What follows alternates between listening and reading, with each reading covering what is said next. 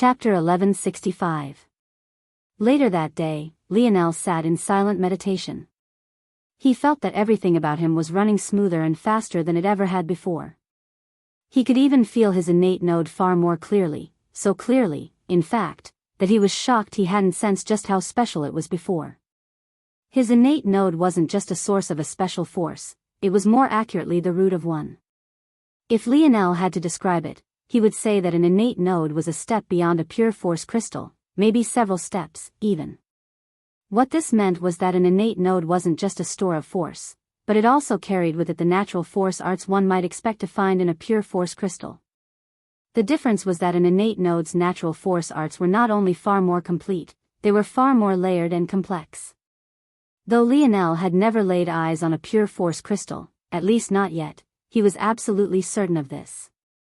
The depth of his innate force node was so vast that even he had a hard time believing it.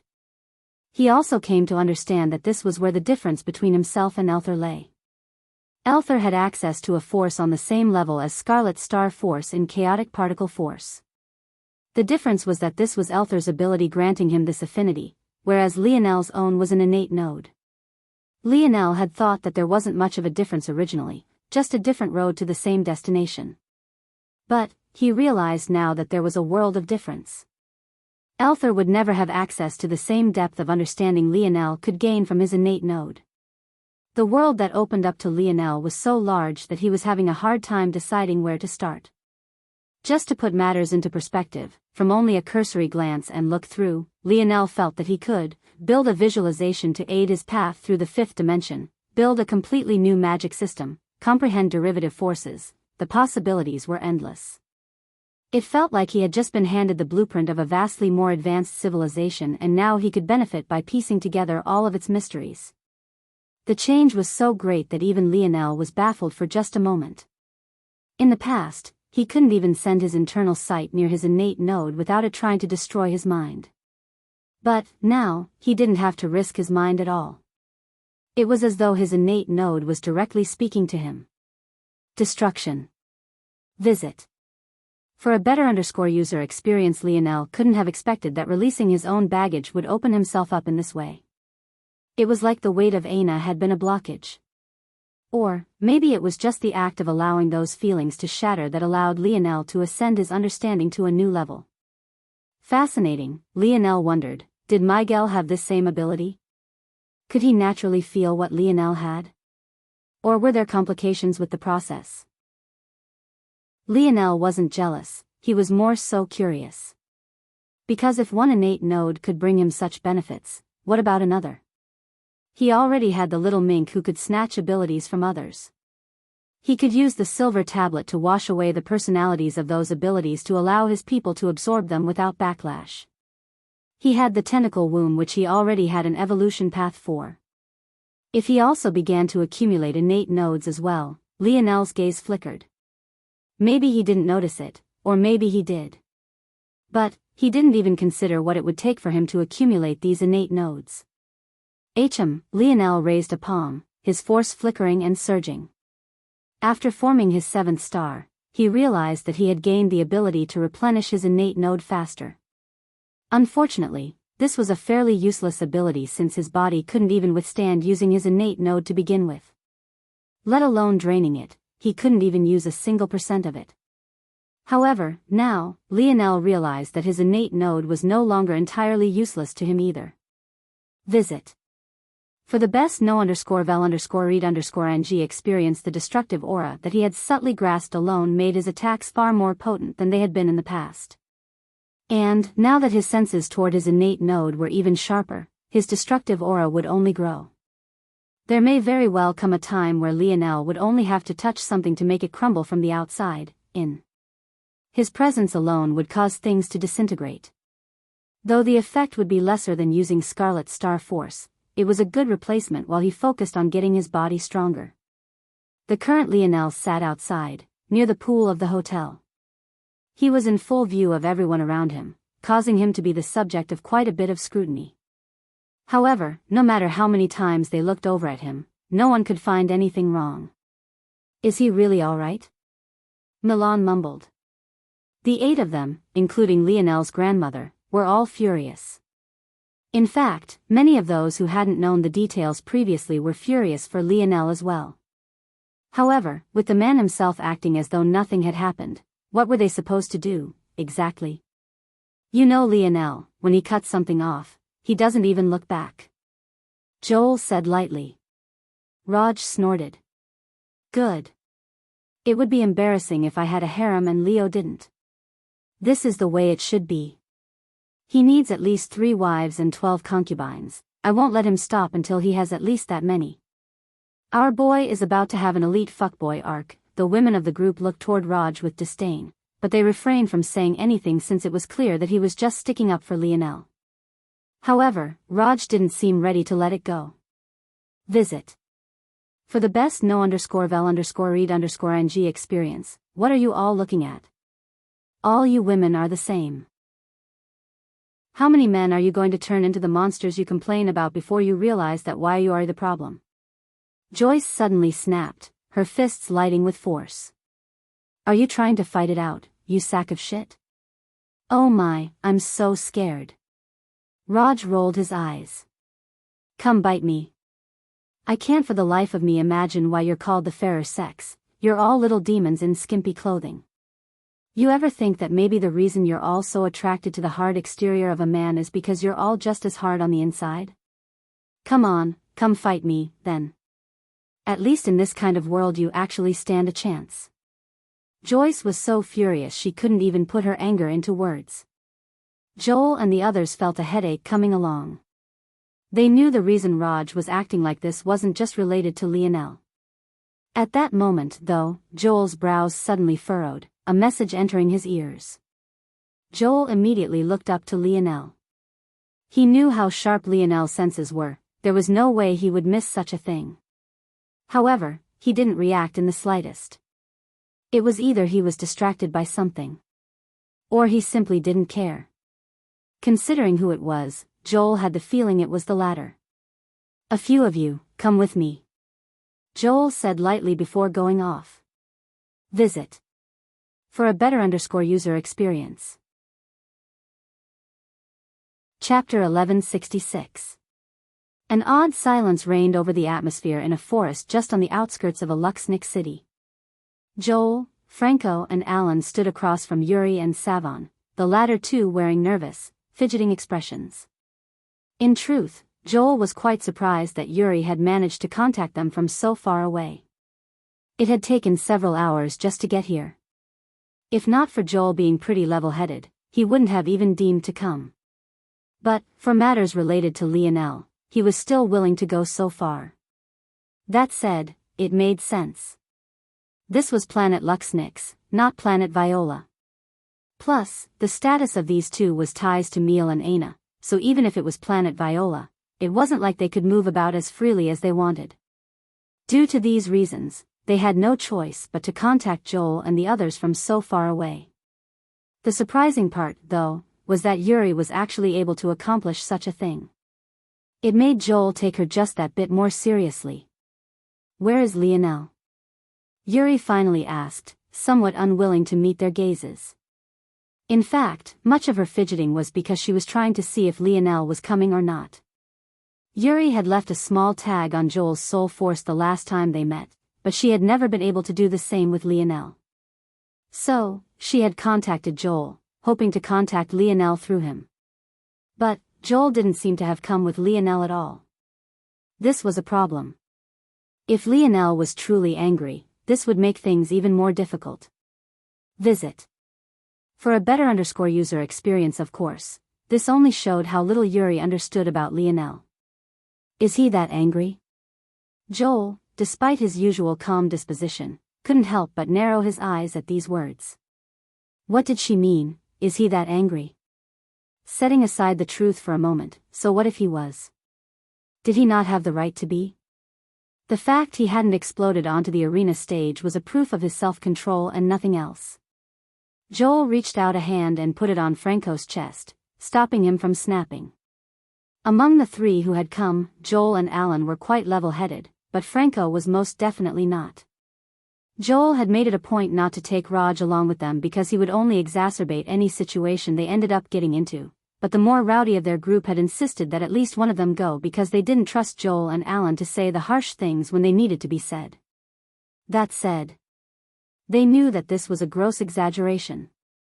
The current Joel and Alan were just as enraged as any one of them. Seeing the expressions of the three men before her, Yuri's own flickered, making her feel that maybe she had said something wrong. Your words show just how little you understand about Lionel, but that isn't your fault. You're just the friend of the woman he liked, not the woman herself. The one who deserves the blame is her. The latest _AP_SODIES are on the website. Yuri's jaw clenched. Just the same way Raj was willing to go overboard in protecting Lionel, even saying many things he shouldn't have said, Yuri was much the same way with Aina. In fact, compared to the time Lionel's brothers had spent by his side, Yuri had been with Aina even longer. However, this time, she took deep breaths, realizing that letting her temper flare like it had before would only be detrimental to her goal. You all have to understand that this matter isn't what it looks like. Joel's brow furrowed, but he chose to continue to listen instead of interjecting. The truth of the matter was that if Joel had told Lionel that Yuri wanted to talk, Lionel probably would have come. And even if Lionel chose not to come, it wouldn't be because he was furious, it would only be because he felt that his time was better applied to something else. Joel knew better than most that what Lionel was feeling right now wasn't rage, it was indifference. If he felt that his time was better spent training and meditating, he wouldn't come. If he was curious enough to hear what Yuri would say, then it would come. It was that simple. However, Joel knew well, at the same time, that there was a very lowly, maybe 0% probability, that Lionel would change his mind purely on what Yuri would say. Knowing this, Joel chose not to waste Lionel's time. The three of them already had been booted from the second day of competition, they had nothing to lose wasting time like this. So, he listened to Yuri's story from start to finish. The latest _AP_SODIES are on the website. So you mean to say that Aina's father agreed to this marriage for the sake of a position to enter the Void Palace selection? But this was a lie because anyone could participate anyway? Joel summarized. Yes. Yuri wrung her hands together. But they lied. The marriage was only supposed to take place after the selection, but Richard used a loophole in the agreement to place it after the first day of the selection. Also, the deal wasn't of equivalent exchange because there was no quota this year to begin with. Even Savon and I could participate. Joel, Alan and Franco watched in silence and Yuri continued to explain herself. They didn't interrupt her and didn't shift her gaze away. The only one of the two who seemed to realize that something was wrong with the atmosphere was Savon, who could only sigh inwardly. Yuri loved Aina too much.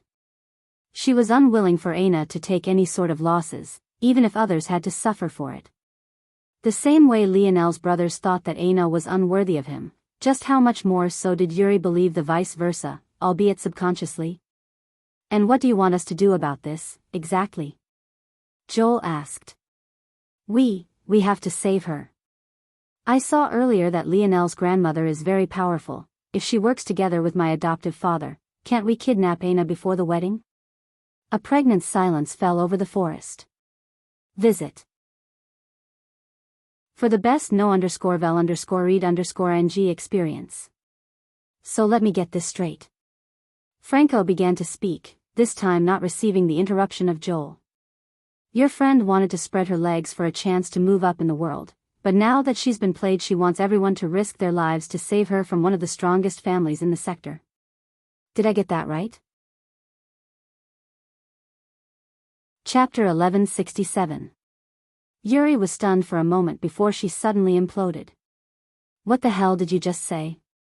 Bang! A violent invisible force shot out in all directions. The expressions of the three young men instantly changed as they hurried to protect themselves, but it was already too late. As though a wall of solid wind had hit them, they flew backward like an iron ball out of a cannon. In fact, it wasn't just them. The surrounding nature was completely flattened as though a fist had descended from the sky. The rippling wave spread outward like a fan, sending the three flying for dozens of meters. Yuri! Savon was shocked awake. Savon violently pulled Yuri backward, disrupting the eruption of her fury. Then, she sprung forward at her fastest speed, her force reaching out to slow the blow the three had suffered. She barely made it in time to ensure that they didn't crash against the ground or any thick trees, however that didn't stop the three of them from coughing up blood. Savon had reacted far too slowly to stop the initial impact. The latest _AP_SODIes are on the website. Yuri was still furious enough to go for another attack. Unfortunately, Savon was standing in the path between herself and the three. Although she had plenty of methods of going around Savon, she had a feeling that being so close, Savon would definitely try to block her. Joel, Alan and Franco coughed out another mouthful of blood, their gazes lit with fury. "Savon, get out of the way!" Yuri yelled. "This bitch!" Franco growled, about to get up. Just when it seemed like things would truly get out of hand, Savon turned back toward Yuri, her gaze livid. For a moment, she seemed to return to that same fiery-tempered girl who always reprimanded Lionel for chasing after Aina. "You've done enough. Step back." Savon's near roar shocked Yuri out of her own rage and even made Franco take a pause. He was already furious enough to go all out with this woman, but Savon's actions seemed to snap them all awake. Savon turned back toward the boys, kneeling down. She handed them all healing pills she had managed to accumulate, allowing their injuries to stabilize. Visit. For a better user experience, I'm sorry about Yuri, but she treats Aina like her own flesh and blood sister. She often says and does things she doesn't mean when it comes to her, but please hear me out. She didn't tell you the full scope of the truth and how things ended up this way. Savon. Yuri's expression changed. Yuri wasn't a fool. She didn't speak about those matters on purpose because the less people that knew, the better. Not only did it involve a treasure that Meal could be hunted down for, if Aina didn't interact with the world as normally as possible, it was possible that it would have adverse reactions on the reawakening of her personality.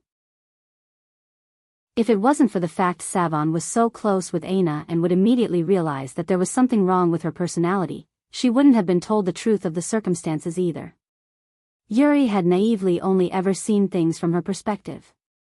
In her mind, Aina was perfect and everyone should treat her as such, not to mention care about her well-being just as much as she did. So, she had never considered telling them the full story because she didn't think it was necessary. Wasn't what she had said enough? Wasn't it clear as day that Aina had been wronged? Then how could they possibly act like it wasn't a big deal? How could they say such cruel words? What Yuri couldn't wrap her head around was something that Savon understood almost too intimately. It could be said that of all the people who understood best how Lionel felt right now, Savon was at the top of the list. Unlike Yuri, Savon had been thrust into this world just like Lionel had, forced to scratch and claw for everything and even barely surviving her first zone. And, just like Lionel, she had walked out to find her best friend of 4 years with her bloodied arm through a human's chest. That event had caused Savon to become estranged from Yuri and Aina. And yet, instead of trying to bring her back into the fold and support her in the moment she needed it the most, they both left her. Visit. For a better user experience, Aina left to go off on her adventures with Lionel, and Yuri only ever truly cared about Aina's well-being, not considering Savon very much at all. If Savon hadn't felt the need to step in during the argument between Lionel's brothers and Aina, maybe they would have all remained estranged for a lifetime. And what had happened after that? Well, the broken and fragile Aina collapsed in her arms, sobbing and crying her worries away, pining over a man she herself had chosen to leave. She brought Savon out like a crutch, even dragging her to this sixth-dimensional world so she could continue to be used. When Aina hadn't needed Savon anymore, she was fine with ignoring her existence. But, the moment she had, she dragged her back into her life, forcing her to become a shoulder to cry on. Did Savon understand that Aina was a broken person? Yes. Did she understand that it wasn't entirely Aina's fault? Yes. Did she blame Aina and hate her like another might? No. However, none of this changed the fact that it hurt. No one ever considered her thoughts and her feelings. Despite having friends around, she felt like she was alone. She had spent 4 years protecting Aina, but she never received the same in return. There was no one else who understood how Lionel felt right this moment more than she did. But even now, she was willing to help. Visit. For the best no_vel_read_ing experience, so, she explained. The only details she missed were ones that she had never been privy to, but whether it was related to how broken Aina was after leaving Lionel, all the way up to her personality being completely erased, she left nothing out. When she was finished, the 3 young men looked toward one another. They hadn't expected to have had the needle moved for them at all. But now, what were they supposed to do? Chapter 1168. Joel took a deep breath. This changed the dynamic of a lot of things, but he wasn't sure of how to proceed from here. For one, the Viola family was far too powerful. The fact that they had moved the wedding up on purpose without regard for meal meant that they were already determined to do this. It was clear that after the elders of the Viola family saw Aina's talent, they were determined to make her theirs. But this was just one aspect of it. Even if they had known this before, Franco would have still said what he said earlier. The fact that Aina wasn't entirely in control of her faculties, though, was something that made even them hesitate. The choice was made by Aina's father to begin with, not Aina. And it seemed that Aina agreed because she saw the logic behind it. Richard wasn't worth much to her before, but if he was a ticket to the Void Palace, then it made sense to her. As for matters of love, she hadn't even considered it. Joel shook his head. I don't know, I can't guarantee anything.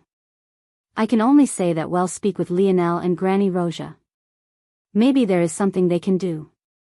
Maybe if it had been before the first day's selection, Joel and the others would have been ready to wade through hell or high water, not for Aina, but just so that Lionel would have a chance at happiness.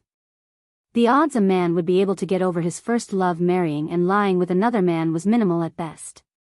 And, for someone like Lionel, just the attempt toward the action alone was enough for him to shut down and not mind it anymore. But just earlier today, they had all received a rude awakening. All the pride they had had from their accomplishments in the Milky Way flew away like dust in a storm. They were nothing but ants here. They had barely gained the ability to fight against the geniuses of branch families. How could they possibly challenge the older generation of a pillar family like the Viola? Savon smiled a complicated smile. It had a hint of bitterness to it, but it was mostly filled with understanding. The latest _AP_SODIs are on _the website. The truth was that Meal hadn't even sent them here.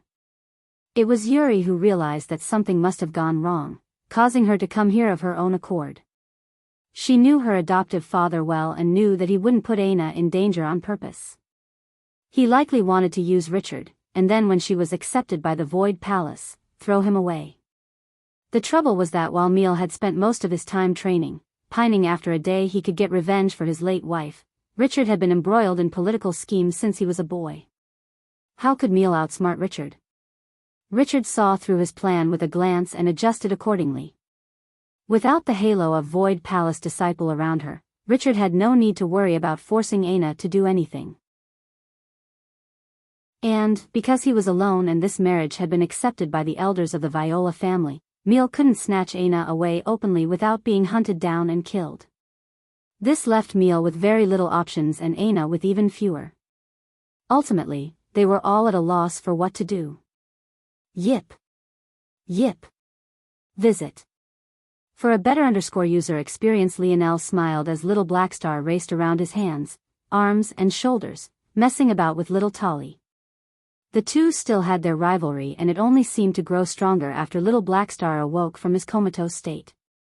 Still, though they seemed to be at each other's throats, Lionel could faintly feel that little Tolly had missed little Blackstar. The two little toddlers might as well have been the closest of blood brothers. Lionel was happy that he had his own brothers as well. Being an only child could have very well been too lonely if he hadn't. Be careful, don't touch that. Little Blackstar almost nicked the blade of a sword Lionel was working on. One would have thought that Lionel would be honing his skill, maybe practicing some more of the Luxnix family force arts. But, nope. He was crafting. The sword looked like it was straight out of Grecian times.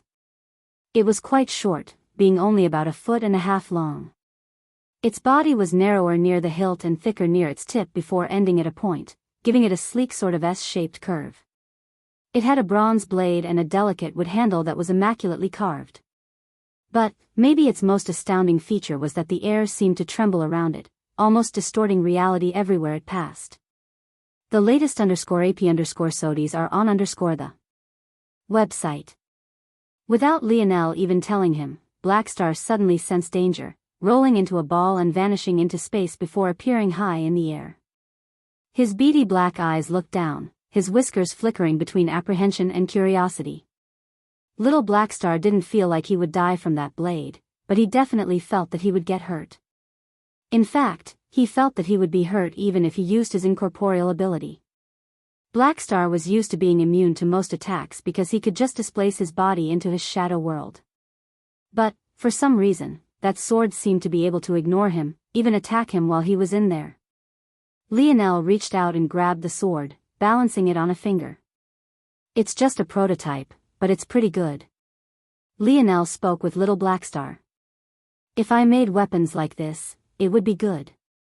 The problem is that this sort of blade can only last one battle before its own destructive capability eats away at the metal it was made from. A shame. I'm not sure if I could fix that, it would take quite some research, yip. Yip. Lionel laughed. I can make you some claw gauntlets like this if you want.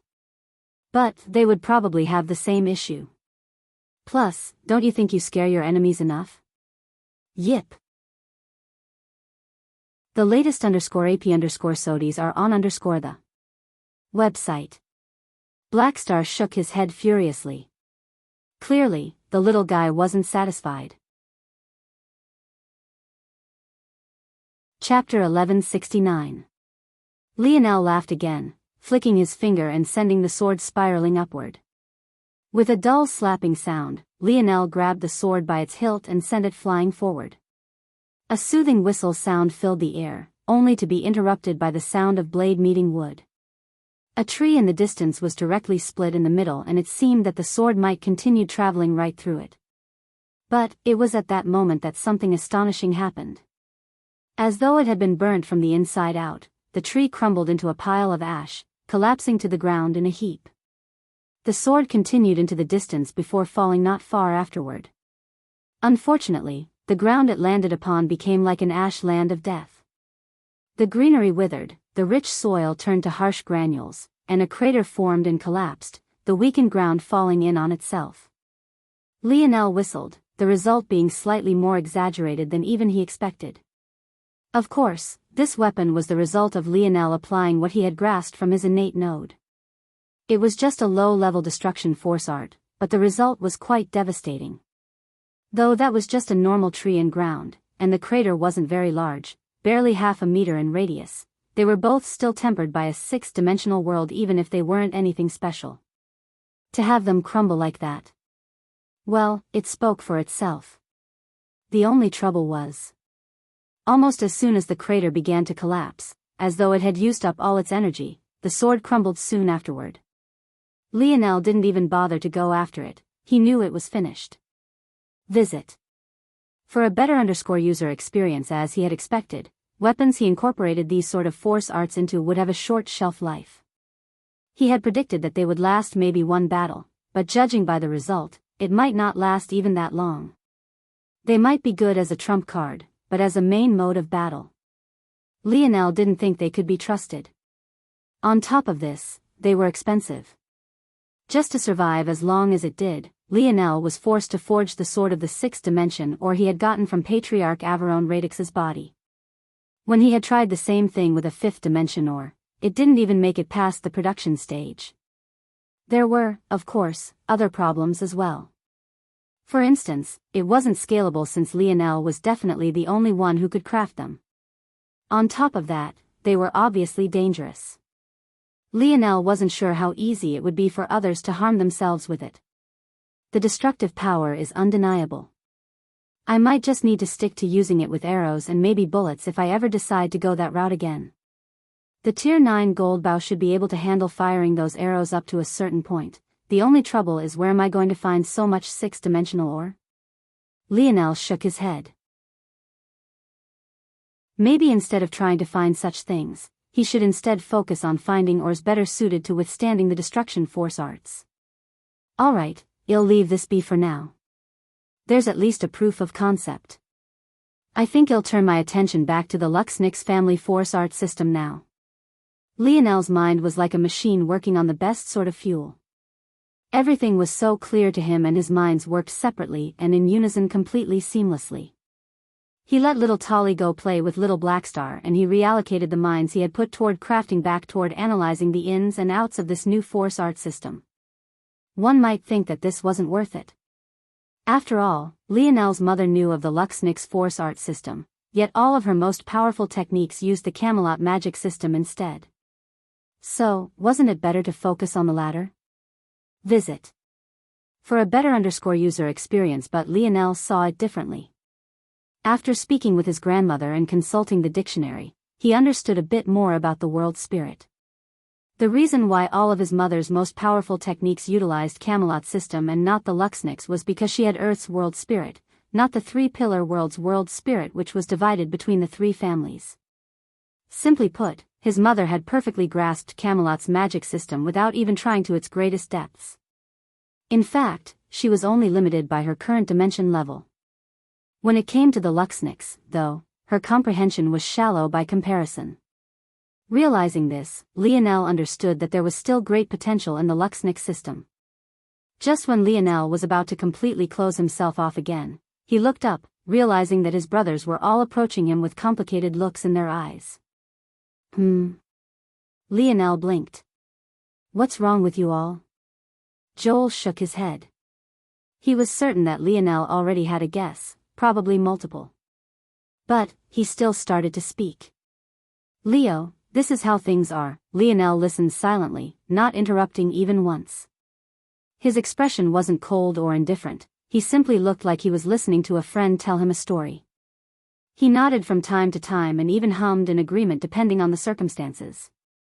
If one didn't know just how much all of this should have mattered to Lionel, they would have never thought there was anything wrong with his actions. Visit.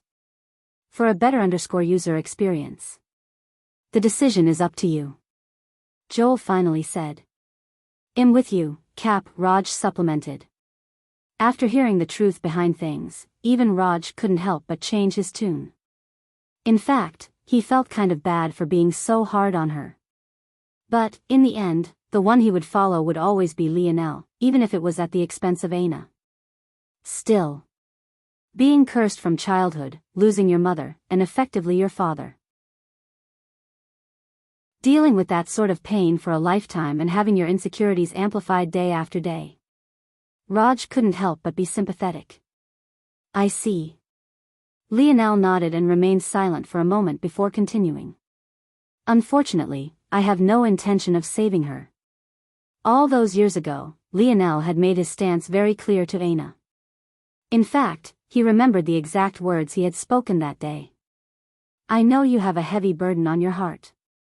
All I want you to know is that I'm here to bear it with you. I just want you to trust me, lean on me. Never go off on your own and do something stupid, because I will not come to save you. Do you understand me? Those words, he had spoken them and he had meant them. Visit. For a better user experience. Chapter 1170. Joel sighed when he heard these words. He had already expected as much, but hearing it so clearly like this made him feel that it was unfortunate. Sometimes, Joel felt like there was some sort of god looking down on them and pulling these strings, making certain that they all looked as foolish as possible at any given time for their sick form of entertainment. For a long while, they thought that Aina was completely unworthy of Lionel. And, truth be told, she hadn't really done much to change their opinion aside from becoming extraordinarily beautiful. Unfortunately, this wasn't enough to move the needle for Lionel. Now, in an irony of ironies, it was they who wanted Lionel to step up. Of course, this wasn't for Anna's sake, but Joel believed that she was truly Lionel's best chance at happiness. Or, at the very least, if they didn't end up together, Lionel deserved some better form of closure than this. And yet, it was now Lionel who wanted no part of it. Lionel hadn't even bothered to say a word to Anna. They weren't face to face when she left, and he didn't even look in her direction after hearing Richard's announcement. No matter how you spun it, they just found it impossible to feel that such a thing was healthy. Joel wondered how they would take things from here. On one side, he wanted to support Lionel and his decision. After all, it was still Lionel's right to decide how they dealt with these matters. But, on the other, he didn't want Lionel to decide on something he would regret for a lifetime. Visit. For the best no_vel_read_ng experience. Unfortunately, Joel felt that Lionel wasn't a normal person by any stretch. If it was someone else, Joel might think that they were just being vindictive and wanted their significant other to suffer just as much as they had, taking responsibility for their own decisions.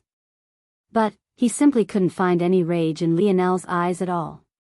No matter how good of an actor a person was, it was simply impossible for them to mask such a fresh wound so easily.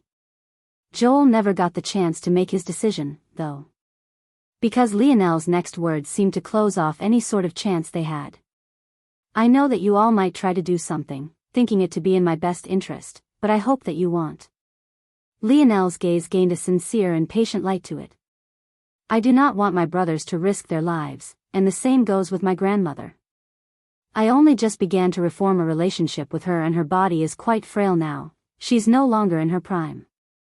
Though my grandmother is powerful, she's not nearly as powerful as she once was and she's currently stuck at a bottleneck she can't break past. She has a lot of guilt on her shoulders even though I do not blame her. If you bring this possibility to her, I'm certain that she will go all out for a chance at giving me happiness. But, I need you all to understand that this path won't bring me happiness. If anything, it will lose me brothers and there's an over 80% likelihood that it will lose me my grandmother. Lionel matched each one of their gazes.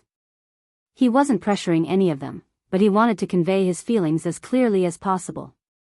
When he laid out the truth so plainly and succinctly, the expressions of the boys couldn't help but change several times. Visit. For a better user experience, they subconsciously knew how dangerous these matters would be, but hearing it explained like this truly made them understand what kind of game they were trying to play. I can understand Anna's plight, however the risk is not worth the reward. I can't trade the lives of people I care about for the life of someone. I simply don't. Joel and the others felt their hearts tremble when they heard this. But, it made Lionel's stance as clear as day. There was simply nothing else they could do to refute it. Judging by Lionel's tone, even though he didn't say it, if he felt that they were about to take action, he would stop them. He knew the date of the wedding just as well as they did and it would only be a day from now. There was simply no time for them to devise any sort of plan that could fool Lionel. And even if they could, should they? Lionel sighed.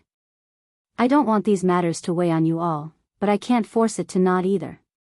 If it makes you all feel better, the current Anna can snap Richard like a twig and she's completely immune to poisons due to her ability. Unless one of the Viola family elders stands in their wedding chambers, no one could force her to do anything she doesn't want to do. And if she does want to do it, why should you all be the ones to worry about it? Just focus on your training. We have much bigger things to worry about and much bigger goals in mind. The 8 looked toward one another and nodded. Maybe this was the best way to look at things. Visit. For a better user experience, they alone didn't have the strength to even think of challenging the Viola. And, they had no right to put Lionel's grandmother in danger when he explicitly asked them not to. How would they even face Lionel if they came back with Anna but his grandmother was dead? What if he cut them off just like he had James? In the end, there was nothing they could do. The hours continued to tick by. Lionel spent a few moments relaxing with his brothers, mostly at their insistence, before he returned to refining his comprehension of the Luxnix Force Art system. While part of his mind was on this, another part was on something completely different, though. Her father had something capable of erasing her personality, huh? Sparks flew within Lionel's dreamscape. Visit. For the best no_vel_read_ng experience 73% probability that it is another tablet based on currently available information. So, how do I get my hands on it? Chapter 1171. Lionel could think of a few plans, but judging by the fact that Ana's father was definitely well into the sixth dimension, he would have to be choosy with which one he approached things with. I also have to consider the possibility that her father is also aware of my own silver tablet. When Lionel was in a relationship with Ana, he didn't hide anything from her, that included the existence of the silver tablet. Not only did Ana know of it, but she was also well aware of all its abilities and even the details on how Lionel ended up with it. Savon also mentioned that it was a bronze tablet. Is there a difference in strength with the color? It's possible, but there aren't enough data points. It could also be related to the type of power it has instead rather than anything else. But if they both have the ability to wipe personalities, maybe not. The easiest method was maybe to force Meal to exchange the tablet for saving Ana. This may work. I wouldn't even have to save her, I would only need to stall the wedding. Judging by how things are going, the Viola are likely invested in Ana's talent. That means that regardless of who her husband ends up being, their main goal is to ensure that she remains within their family. Because of how close the event days are, if I sneak into the Viola family compound and kill Richard, the Viola would have no choice but to postpone the wedding. The optics of forcing a woman to marry someone else right after their fiancé died would be terrible.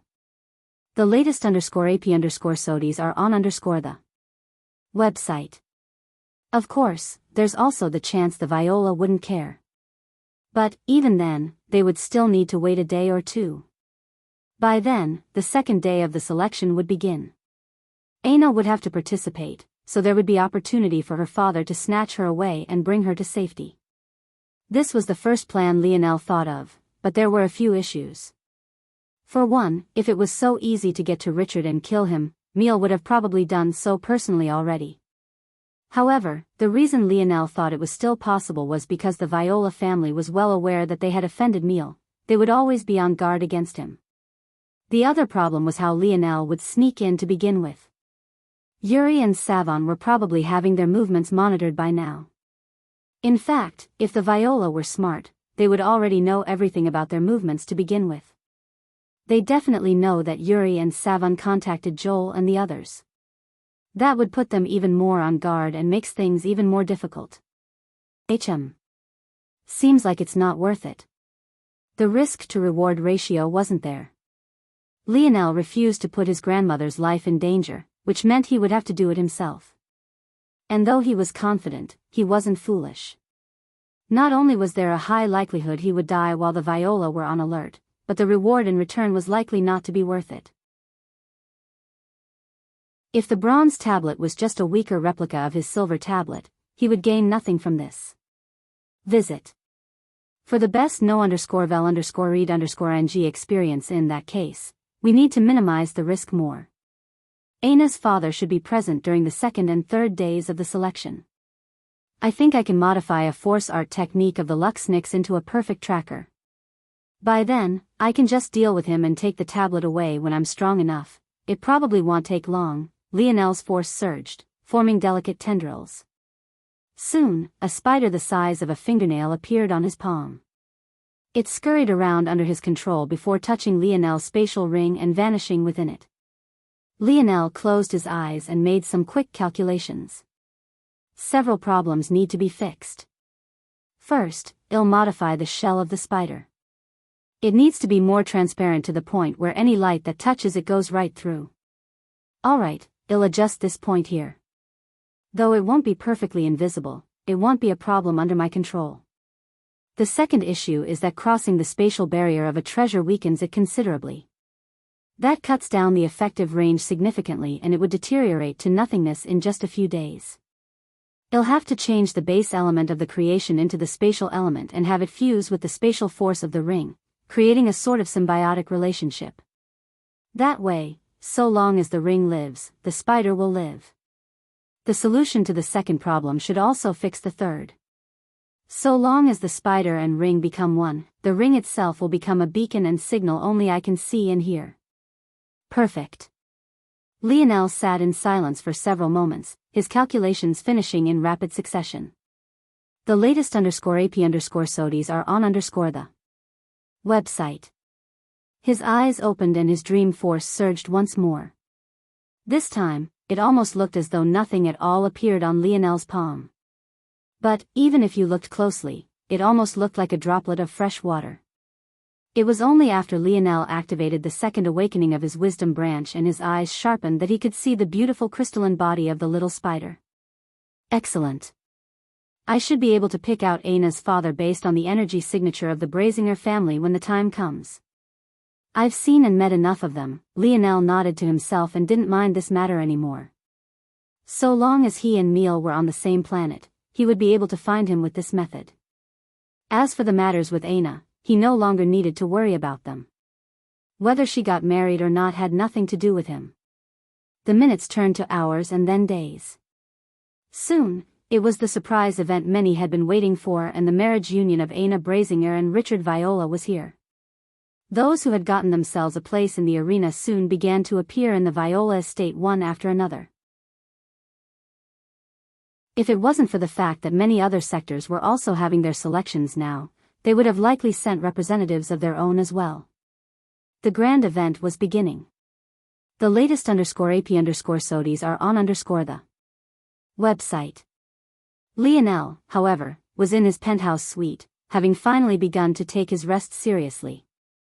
He snored lightly and peacefully, his head resting on a cloud of pillows. Chapter 1172. Aina sat within a luxurious room upon a well-cushioned stool. Before her, a mirror lay, reflecting her image back to her. In her palm, there was a pair of scissors. She held them open and up to her hair, thinking about how short she should cut it. But, for some reason, she was hesitating. It's a bit amusing. She thought to herself. If I really was a vampire, I wouldn't have a reflection at all, now would I? It was a completely random and almost painfully childish thought. Ever since she woke from her sleep, Aina had found her long hair very annoying. She couldn't use it to attack like some other people with weird abilities, and she always had to compensate for it in battle so that her opponent couldn't take advantage. She couldn't for the life of her understand why she had allowed it to get so long. What was especially frustrating was that every time she entered her peak battle state, her vitality would be stimulated and it would grow even longer. By then, she would have to trim the ends just to make sure she wasn't sweeping the ground with her every step. My facial structure is pretty good, I could probably pull off going completely bald. As Aina was lost in thought, she heard the sound of footsteps and her door clicking open. She lowered the scissors in her hand, forgetting her original purpose as she met the gaze of the person who had entered through the mirror. The current Yuri was red and puffy-eyed. She didn't look like she had gotten an ounce of sleep, but for someone as powerful as her, missing out on a single night's rest shouldn't have been enough to put her in such a state. Visit. For a better user experience, as though she had to sneak around, she carefully closed the door behind her and locked it soon afterward. Her chest beat so wildly that it seemed that her heart might fly from her chest. Aina, Yuri's voice almost carried with it a pleading tone. Looking at her friend, no, her sister of so long, she felt as though someone was stabbing her through the heart repeatedly. The current Aina looked as beautiful as an angel. The custom of white wedding dresses of Earth wasn't shared here, but none of that stopped her from shining like she was her own star. She wore a dress of violet that wrapped around her proud peaks tightly before falling somewhat loosely down her hips and legs. Her delicate shoulders were adorned by a silk shawl embroidered with patterns of purple blooming flowers, and her forehead wore a minimalistic crown of gold. Her hair was meant to be done up with a very special hair pin reserved for the ladies of the Viola family who shared similarly high status.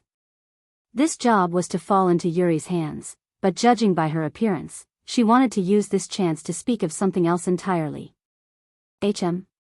Aina blinked. Her gaze looked Yuri up and down, seemingly trying to analyze something. The latest _AP_SODIs are on the website. You can't go through with this. Aina's head tilted. Didn't we already have this conversation yesterday? Why are we having it again? Hearing such a response, Yuri felt like banging her head against a wall.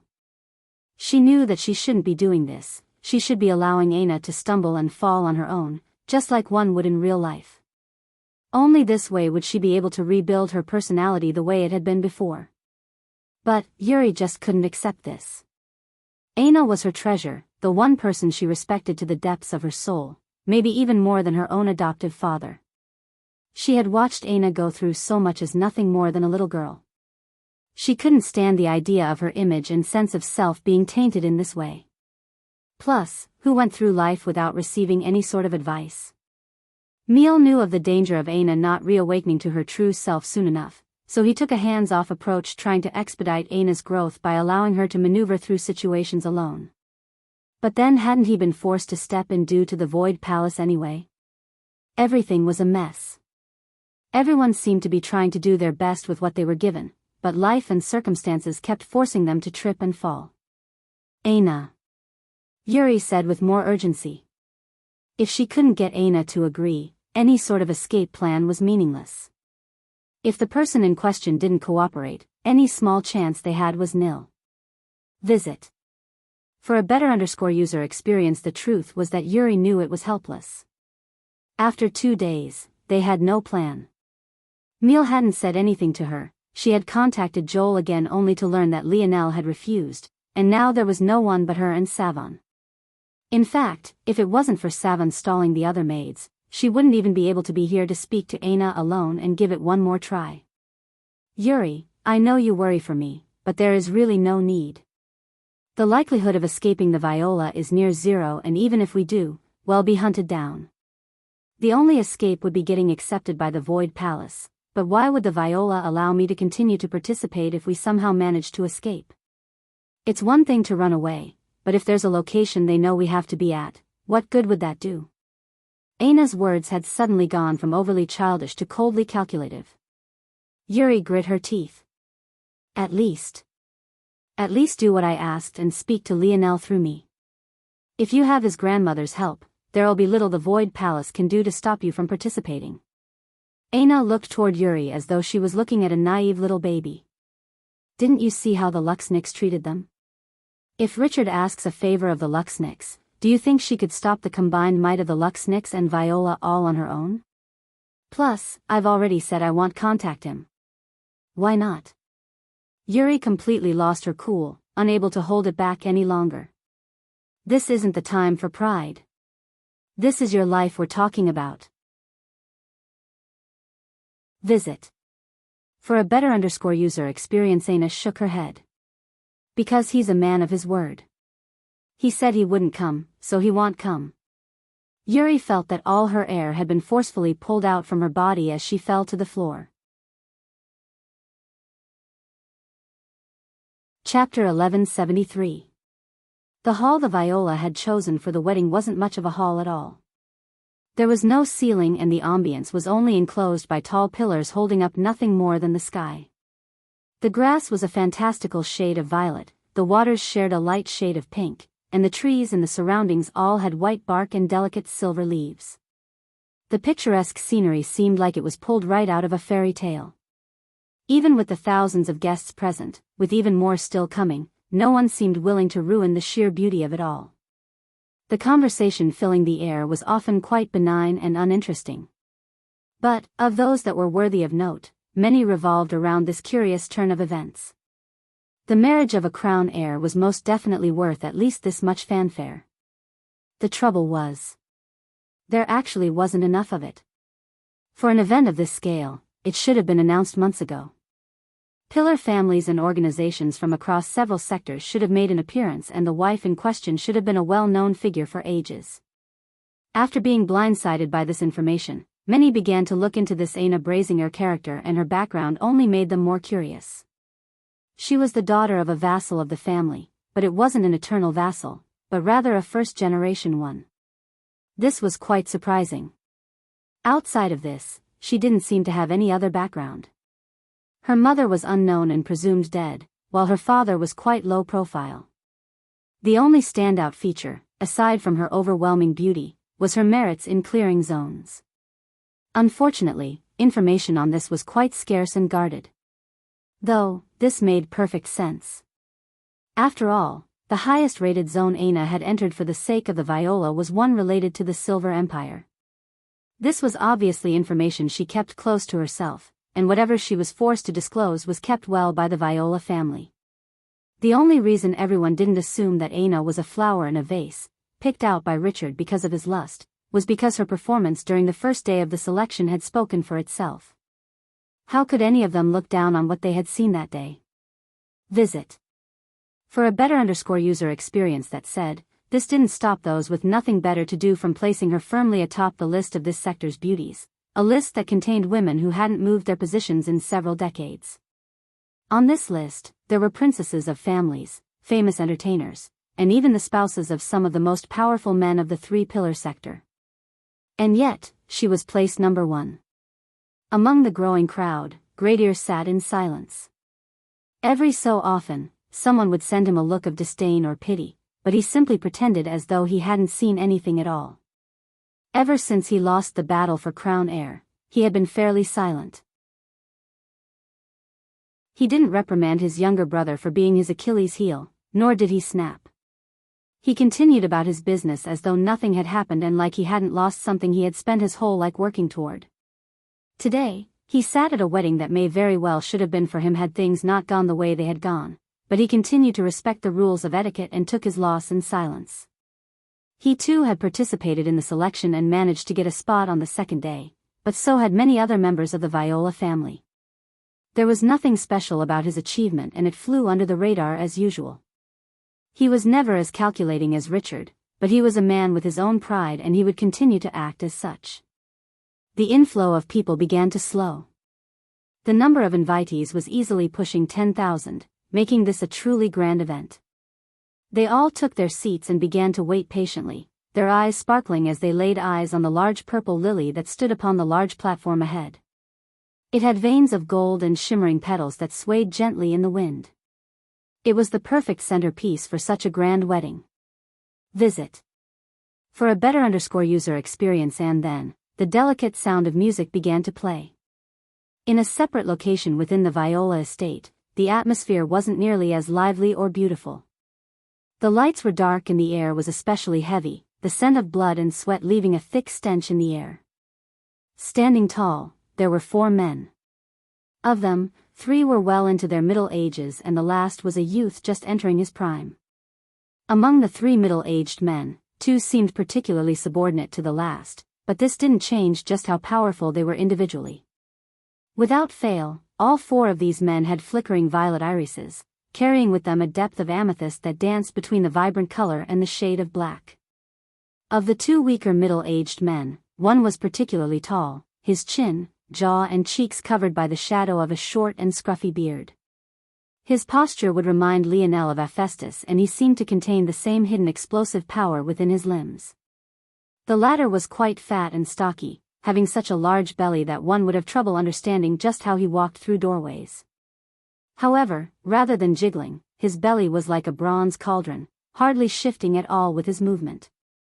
These 2 men were none other than eternal vassal Rojan and Chindi.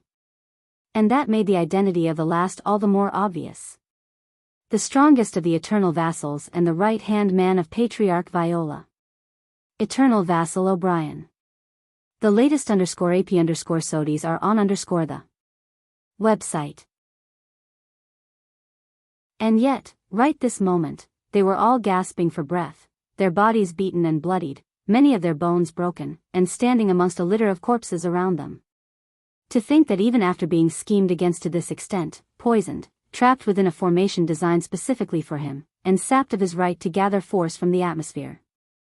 It would still take so much to slow him down to this extent, the young man spoke slowly, his gaze flickering. If he wasn't so cautious and hadn't prepared so many contingencies, there was simply no way this would have succeeded. Among the dead, there were even countless main family members. The Viola had actually lost 20% of their 6-dimensional experts to this one battle, he almost couldn't believe it. If the Viola elder knew they would take such a loss, they would have never done this. But, who could have known that this person would actually have hidden so much of their strength? The young man's head tilted up, familiar music drifting to his ears. Hearing this, his frown faded and his smile returned. In that case, I guess I'll have to thank you for your efforts by marrying your daughter. The young man turned and flashed away. There was no doubt that this young man was Richard. As for the man beaten to within half an inch of his life, lying chained to the ground before them all. Visit. For the best no_vel_read_ng experience, it was none other than Meal, Adam Rainier Brazinger, Ana's father. Chapter 1174. The music drifted throughout the Viola estate. Yuri, who had barely cobbled her emotions back together, found herself crying once more. It was like the beautiful sound of plucking strings and warm horns was instead the call of death to her ears. Her fingers trembled as she tried to delicately form the strands of Ana's hair. Step by step, her long hair became an elaborate bun. If it wasn't for how blurry Yuri's vision was, she would probably think it was really beautiful. Luckily, she still had her internal sight to rely on, or else she would be a true mess. As steadily as she could, she placed the ornament of Viola family women atop Ana's hair, completing her hairdo. This dress is a bit uncomfortable. It would be easiest if there was at least one slit down the leg. Ana spoke to herself, having long since realized that Yuri was beyond saving. If this was a life or death situation, she might just have to leave her behind completely. The childish and out-of-place thoughts in Ana's head didn't seem to stop. She hadn't made any sort of progress at all. Yuri pulled away, trying hard to control her breathing. At that moment, there was a light clicking noise as the doors opened once again. Yuri's head snapped back like a frightened kitten. But, when she saw that it was Savon, the rock on her chest instead got heavier than lighter. It suddenly hit her that the opportunity Savon had gotten for her was wasted once again. She hadn't been able to budge Ana at all. Savon, seeing Yuri's pale, tear-streaked face, sighed, realizing the truth without having to hear it explained to her. Deflated, Yuri collapsed onto a nearby couch. Soon, the maids Savon had distracted would likely come back. And, with the music playing, it likely wouldn't be more than 5 minutes before Richard was here to truly begin things. The marriage ceremonies of the Viola weren't very heavy on tradition. Outside of the hair-piece heirloom, there wasn't much to abide by. However, there were still its own set of rules. The latest _AP_SODIs are on the website. This grace period of music that was playing now was actually for the people to give their well wishes and blessings to the couple before the ceremony began. During this time, a silence would fall over the wedding hall and a peaceful meditation would take place. Beneath this silence and the music, the flower centerpiece would begin to bloom. The blooming of the flower represented the budding of lifelong happiness. Once the flower was on the verge of blooming, the soon-to-be husband and wife pair would walk down the aisle together. Their walk would be timed with the final blooming of the flower, and their stepping onto the stage would coincide with the maturity of said flower. The timing and control of all of this was taken under the man's lead. As he would be the head of the household, it was his responsibility to take on. The better timing the husband had, the stronger his leadership skills and the more blessings the flower would bestow upon their union. Of course, Richard would never ruin the timing of his own wedding, so there was no way that he would be late. And, even if he was, no one was naive enough to believe that the Viola didn't have their own methods of making sure that this tradition of theirs was followed to the greatest degree possible. There were definitely many tricks and techniques they could use to slow or speed up the progress. In the end, there were no real blessings to be had, it was just a hint of superstition from an olden age and a ceremonial practice. They had all already run out of time. It was over. Savon sighed. Forcing a smile, she walked to Ana's back, meeting her gaze through the mirror. You look very beautiful. You will make Richard very happy. Ana blinked. I'm not interested in making him happy. Oh. Savon raised her brows. And why is that? The latest _AP_SODIs are on the website. It seems foolish to worry about the happiness of someone that doesn't really care about your own happiness. Aina responded as though it was very obvious. Isn't it very hard to make someone you don't know happy? Savan asked. What makes you happy? Fighting and eating. Aina replied with a beautiful smile. Being logical doesn't make you happy? Aina paused, not answering immediately for the first time. Not really. It just makes him happy. Does it make him happy? Or is that just what you think would make him happy? Is there a difference? I know him very well. Aina didn't feel this was refutable. She did know Lionel very well. She even knew exactly how he would react to this exact situation. In fact, she was certain that he wasn't even thinking about her right now. Truthfully, she was very annoyed by this, but she had already decided to be logical. Since she was being logical, how could she be illogically angry? He had already warned her and he was simply following through with what he said he would do. What would being annoyed change? Visit. For the best no_vel_read_ng experience. Unfortunately, it didn't seem that Aina had grasped the ability to differentiate between outward shows of emotion and inward showings. She thought that what someone showed them on the outside was exactly how they felt on the inside. It was a very childish way of viewing the world. She still had the emotional maturity of a toddler. But now that she was feeling this mix of external and internal emotion, she was suddenly confused. Was there a difference between what she thought and the reality? Savan's question left her wondering. Savan. Aina suddenly spoke before Savan could respond. Yes? I have been very, selfish? Yes, selfish to you, right? But you are still here. Is it because you lack backbone? Savan was stunned by these words. She wasn't sure whether she should be angry, sad, or enraged. She managed to calm herself down, but shuddered when she met Aina's gaze again. Was that a bad question? Did it make you angry? I'm sorry. Savan was stunned again. That was the first time Aina had ever apologized since she lost her personality. The latest _AP_SODIes are on the website. Unfortunately, Savan never got the chance to respond. At that moment, the doors opened much more forcefully than they had before. And, this time, it was Richard standing on the other side.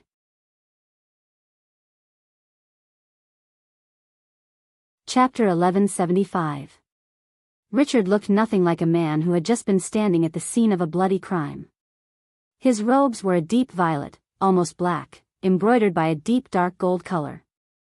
On his lapel, the symbol of the viola sat, intertwining in flowers and vines, while his tall collars were embroidered with twin-horned dragons. When this sort of outfit was matched with his noble disposition, his cascading black hair and his deep violet eyes, he gave off the feeling of a refined, handsome and confident gentleman. Richard had a light smile on his face, but it froze somewhat when he saw the crying Yuri. He couldn't have something like this ruining his wedding. Judging by the situation, it seems it would be best if the two of you just stayed here. Originally, Richard didn't find there to be any problem with allowing Yuri and Savan to attend. A wife without friends would raise more questions than answers. It was already odd enough that Aina had no family background to speak of. However, if he had to choose between that small oddity and Yuri leaking tears, it was obvious which he would choose. Yuri immediately wanted to protest, but Richard had already snapped his fingers.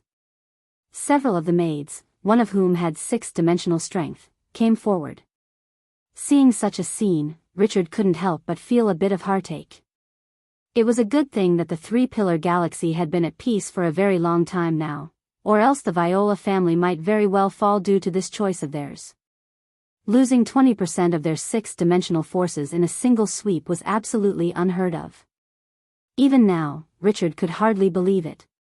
He was able to ignore the troubling feeling this caused him because he was simply too excited to take Aina as his own. But ultimately, women were just women. One day he would grow bored of Aina and this trouble would come back around full circle. By then, he wouldn't be able to ignore it any longer.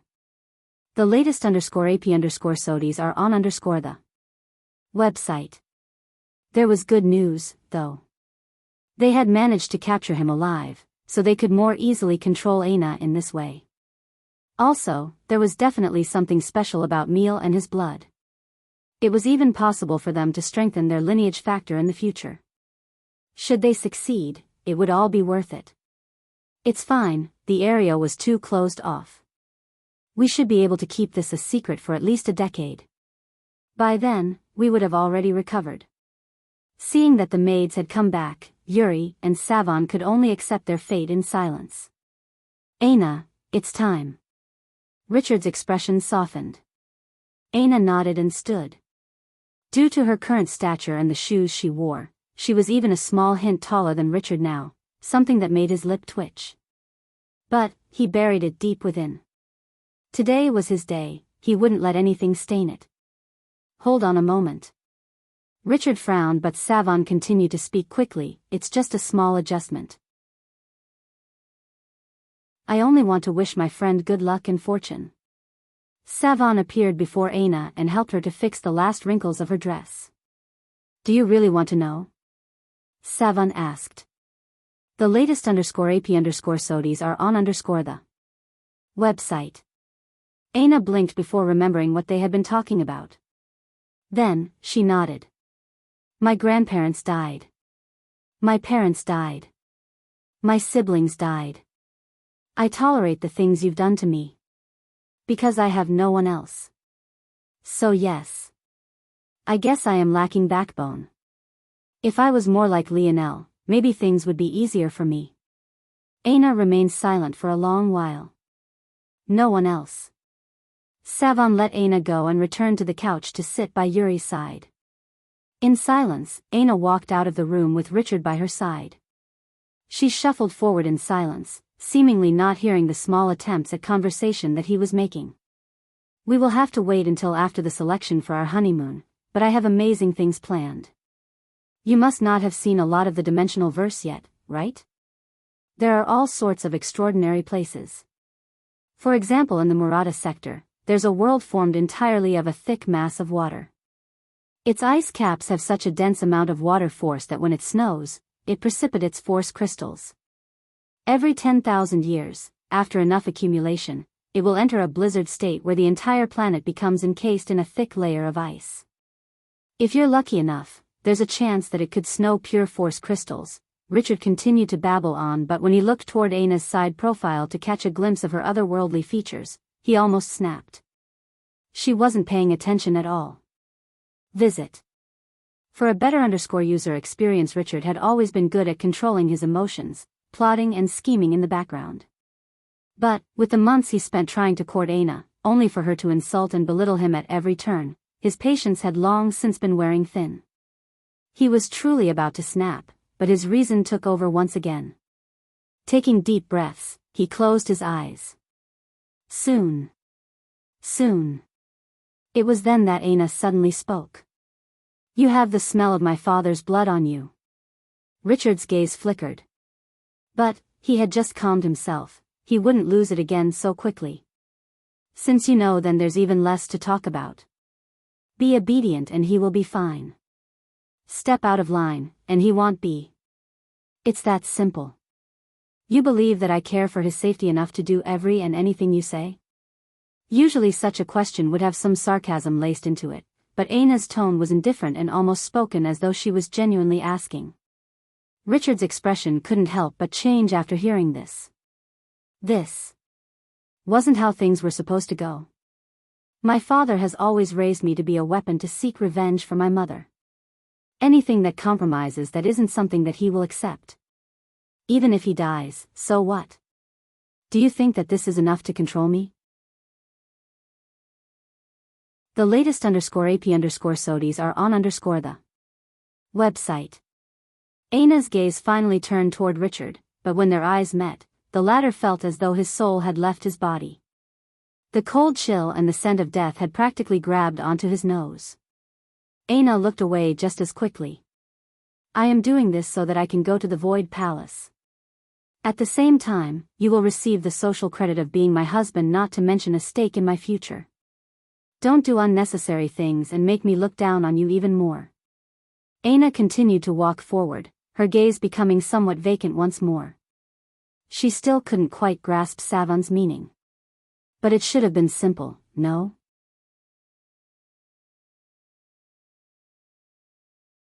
Chapter 1176.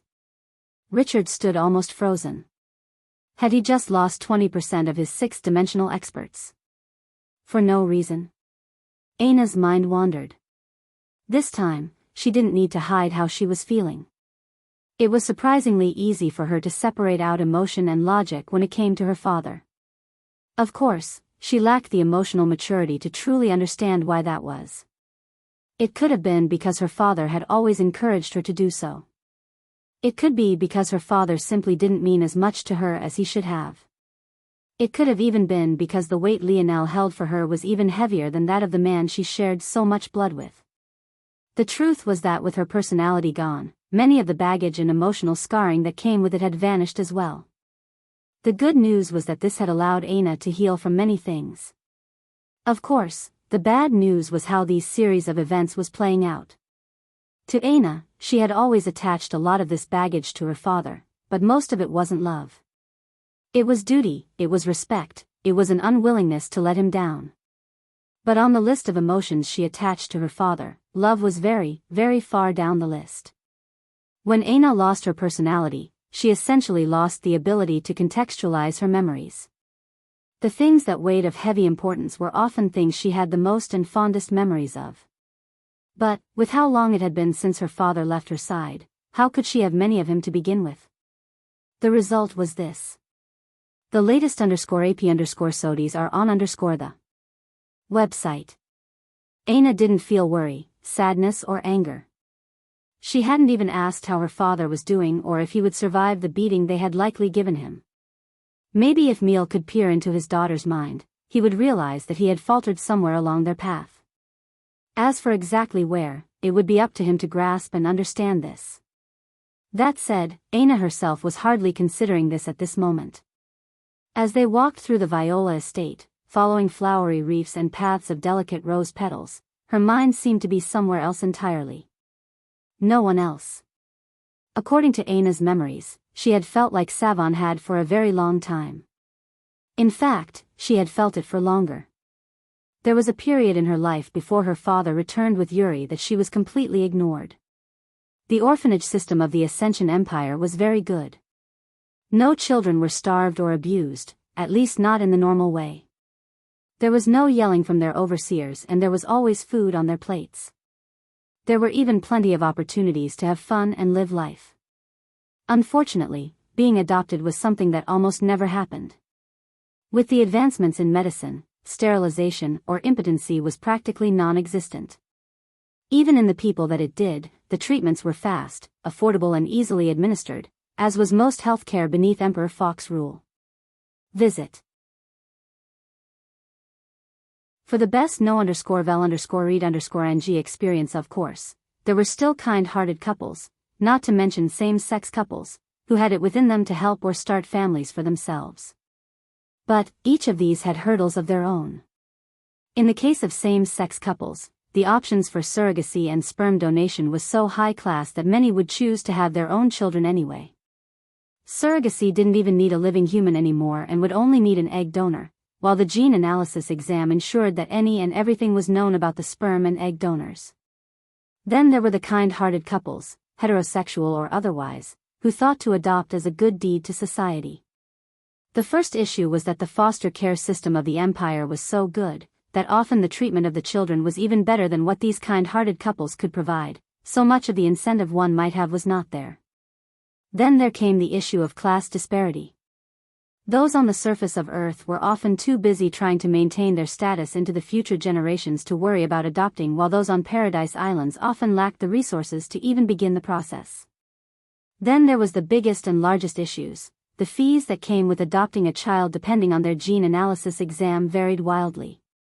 The more talented the child, the more expensive it was, to the point where even many nobles couldn't or refused to afford it.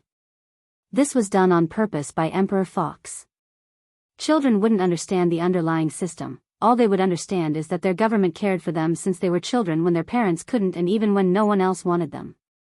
With her 5-star evaluation, Aina was doomed to never be placed with a family. Every time she made connections with a new friend, they might be adopted the next day, leaving her alone again.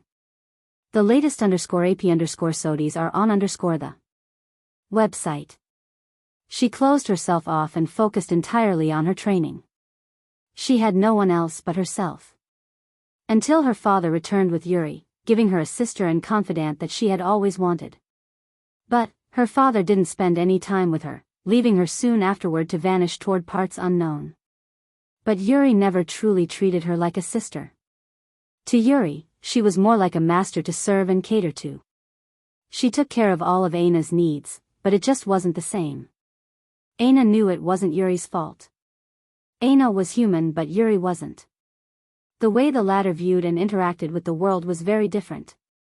Unfortunately, due to the way Yuri was, Aina ironically felt even more isolated from the world than before, even more alone. The world was repetitive and the same in those days. Rise.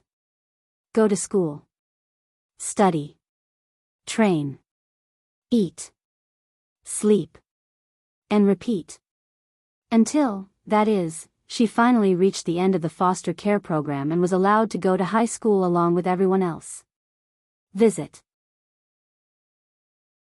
For the best no_vel_read_ing experience it was there she met 2 people that changed her life.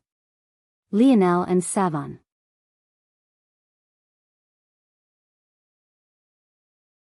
Chapter 1177. Thanks to the live-in dorms of Royal Blue Academy, Aina was finally able to live a life close to normalcy after her 13th birthday. She remembered meeting Savon in her dorm rooms. Back then, Savon had been a really shy and reserved person. She was a lot like Aina, having entered the academy thanks to her talent rather than her family background. For the first time, it was impossible for Yuri to become a wall against Aina meeting other people for the sake of her protection. In addition, because of the environment, she had to tone down a lot of her usual personality, becoming a lot more quiet and reserved. Thanks to this, Aina was able to meet and open up to Savon. Learning that Aina was an orphan, Savon instantly felt more relaxed. Without having to tiptoe around the heiress of some tycoon family or some arrogant princess noble, she was able to slowly open up and become more and more of herself. Not long after Aina met Savon, she met Lionel at their orientation. She honestly didn't remember much about that day at all she could remember was his bright smile. He had his brothers around him and everyone seemed to gravitate toward him. She lost count of how many uppity noble girls cast him 1 or 2 extra glances, only to grow frustrated when he didn't seem to notice them back or practically faint when he smiled in return. Aina had thought that he was the son of some famous noble, but she was shocked when she found out that his background was even poorer than Savon's, actually coming from a paradise island. From all the social conditioning she had been through, she had always thought that nobles were too high-strung to ever care for a commoner like Lionel. But he had already been proving them wrong for a very long time. It wasn't until several weeks later their gazes finally met. As much as the first day was a blur, that day was something Aina remembered every moment of. It was as though her entire body had been shocked awake, her hair standing on end and her heart beating wildly. Her blood rushed through her veins and the air flew from her lungs, retreating with no intention of coming back. Lionel must have felt the same thing too, because despite all the girls he had ignored up to that point, despite all the popularity he had gathered, he dashed away from his brothers, appearing before her like a gust of wind. "Will you please be my girlfriend?" The words came out like a clap of thunder. He probably hadn't tried to be so loud, but Aina became like a startled deer in headlights, his booming and confident voice becoming like an avalanche to her ears. Visit. For the best no_vel_read_ing experience before she realized what was happening, she, Aina Brazinger, someone who had never been embarrassed or shy a day in her life, rushed off as fast as her legs could carry her. After that day, due to Lionel's popularity, Aina, who had been practically invisible to the young noble girls, had practically become public enemy number 1. They couldn't get a glance but she got a confession. What made her worthy? Aina never retaliated to the bullying. She had always tempered her mind and remained calm and calculating. It only seemed to be around Lionel that she completely lost control of her emotions, not knowing what to do with herself or even where to place her hands. However, Savon mistook her calmness for fragility, so she reformed herself, becoming something she was decidedly not. She became Aina's shield, protecting her from the hail of criticism and mean girl tactics of those dorm rooms for an entire 4 years. Since that day, Aina had always had something to lean on. She no longer had no one else. She had a friend willing to become a she-devil to protect her if need be. She had a crush that was willing to wade through hell and high water just for a chance she might say yes. She knew that she didn't need Savon's protection. She could have shut those girls up with a single punch. She knew that she couldn't say yes to Lionel. The weight on her shoulders was far too much and she had to give her goals too much of her focus. And yet, she didn't stop either of them. When Aina and Richard appeared at the beginning of the wedding aisle, it was as though they had become the center of the world. Despite her blank stare forward, Aina was like a fairy, unfettered and unblemished by the mundane. Even if Richard had been a wooden stick, everyone's attention would have been drawn to them. The two slowly walked down the aisle, the blooming of the flower steadily reaching its peak. Aina knew that she had been intoxicated by the feeling. For the first time in her life, she had received the attention, the support, the love she had always wanted. From then on, no matter what she did or how unreasonable she was, they were always by her side, even when she was uncommunicative, even when she blamed them for their weakness. Even when she left them behind. They had always been there. Over the years, she grew dependent on them, addicted to that feeling she had never had as a child, that feeling that should have been given to her by her mother, by her father. Visit. For a better user experience, the pair made their way down under the eyes of all. Richard had his chest proudly out, a confident smile on his features as though what had happened previously never occurred. Soon, such a woman would be his. Then, he would go off to the Void Palace and come back with the tools he needed to lead the Viola family into the 7th dimension and finally end this generation's long war. 10 feet. 8. 5. The flower slowly reached its peak, prepared to allow the world to see its glory. Motes of force gathered around it, filling the air with a sweet and delicate scent. Aina's vacant gaze became somewhat misty, but she didn't seem to notice at all, still blindly moving forward with her mind in other places. But, by now, the two had walked so far forward that the last line of spectators had been crossed. All anyone could see was the alluring view of her back. The facade of Savon had crumbled. Or, more accurately, she had finally told Aina the truth. Over the years, she had grown tired of always being Aina's shield, silently waiting to be picked up when she was needed and dropped off when she wasn't. And now, at this moment, when she was about to get married, she was no longer able to be here. Then there was her father. He was a man who should have been there for her since the very beginning, loving and supporting her. But, he too had failed, captured and likely without a chance to be free for decades to come. Her mother. She had died not long after Aina was old enough to remember her face. And yet now, she could only recall blurry pieces of her visage. She cobbled together pieces that seemed to make sense, but she had no way of even guaranteeing that the woman she remembered was indeed her mother. And then there was Lionel. The love of her life, of them all, this was the only one that made Aina's heart move. It wasn't because it hurt the most. Or maybe it was. But even if it did, this was most definitely not the main reason. Visit. For a better user experience, it was because of them all, whether it was her father, mother, or Savon. All of them weren't here because they couldn't be. Savon was barred by Richard, her mother had passed away, her father was imprisoned. Only he wasn't here by choice. Only he had truly abandoned her. Aina raised her foot to step onto the final platform, but her entire body trembled. The mist of her eyes had turned into something much more than that, but given the vacancy of her gaze, it didn't seem like she had realized this at all. Richard rose his foot as well, beaming at the sight of the flower. It was perfect. His timing was immaculate and his confidence was completely off the charts. He didn't seem to realize at all that Anna's steps had faltered and she had fallen a step behind. Boom. Boom. Boom. Boom. Boom. At that moment, the dome of protection over the Viola estate shattered, shocking the spectators awake from their silence. Anna's back trembled. The aura was so familiar. That blinding pillar of light, that hidden air of destruction and menace, that edge of danger and violence. It was so close. She had felt it too many times before, seen it too many times. Even now, with the vacancy of her gaze, she subconsciously grasped out for it, her eyes lighting up from indifferent to expectant. She felt her heart rise out of her chest, her lungs expanding wildly.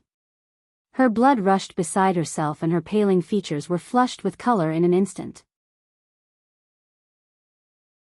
It was as though she had gone from dead to alive, as though she had finally been given reason to breathe again, to live again.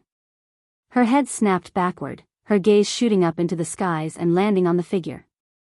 The instant she did, it was as though something inside of her had broken, a rush shooting out from her and her eyes flooding with tears she had already barely been holding back. Her whole world collapsed, her mind going blank and her lips moving to say words that were all too familiar. The latest _AP_SODIes are on _the website.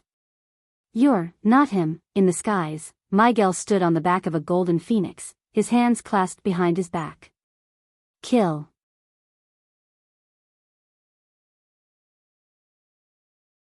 Chapter 1178. Richard's eyes widened. The sudden commotion would have snapped anyone awake, and he, who had been lost in his own world of fantasies, was no different. His head snapped into the skies, his pupils constricting in shock as he watched thousands of Luxniks swoop down from their bird constructs, immediately and without reserve levying attacks toward the guards that reacted from the Viola estate. For a moment, Richard was in a daze. All his plotting and scheming, all his years of training and preparation, could have never made him ready for this day. He couldn't wrap his head around what was happening. Had they already found out about their losses?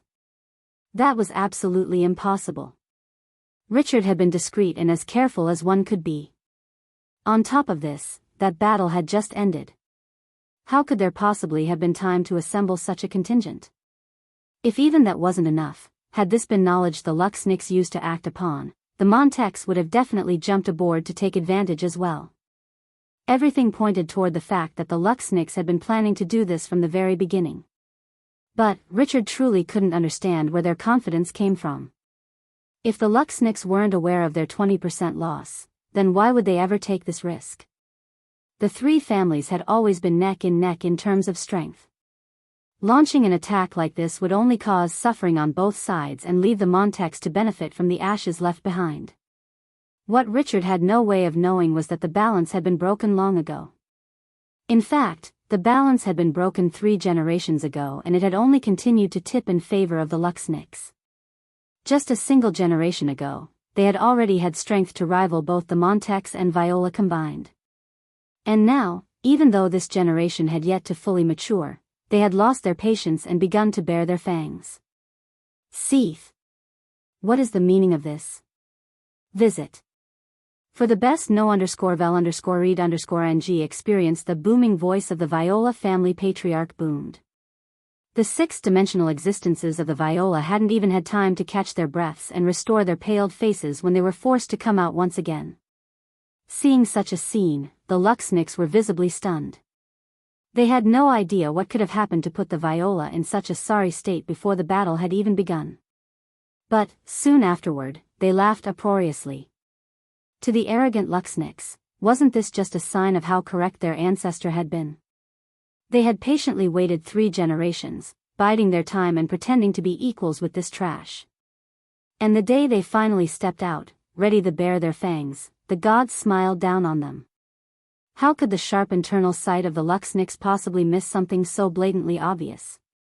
At this point, Richard's face turned several shades of pale. He had been harping so much on the 20% number that he had forgotten something else incredibly important. The 20% loss wasn't nearly as problematic as the current state of the remaining 80%. To say that Meal had killed a fifth of them was only a small part of the story. This didn't consider the at least 20% he had severely injured, or the 20% more than that he had drained of stamina and vigor. If an accurate picture were to be painted, it would be more accurate to say that Meal alone had cut down the fighting prowess of the Viola by as much as 50%. Visit. For the best no_vel_read_ng experience seeing such a scene, Miguel was even more affirmed in his decision. He had originally wanted these matters to continue naturally. But, he also understood that naturally didn't mean passively. Miguel wasn't a passive person to begin with. If he insisted on neutrality when allowing things to go on naturally, he would ironically be going against his own nature to begin with. This sort of complicated maze to navigate was precisely why he wanted the fewest people to know of the details of this matter to begin with. He already realized that he was acting differently than he normally would, and that was counterproductive to his goal.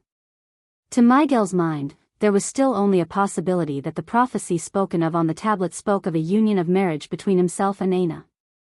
But, even if it was just a possibility, how could he ever allow a woman who might be tied to himself in the future to be tainted by another? That was the ultimate underlying reason, but this was still a good opportunity nonetheless. In the middle of a wedding, with so many people invited and the guards of the Viola stretched thin, what better time would there be to attack?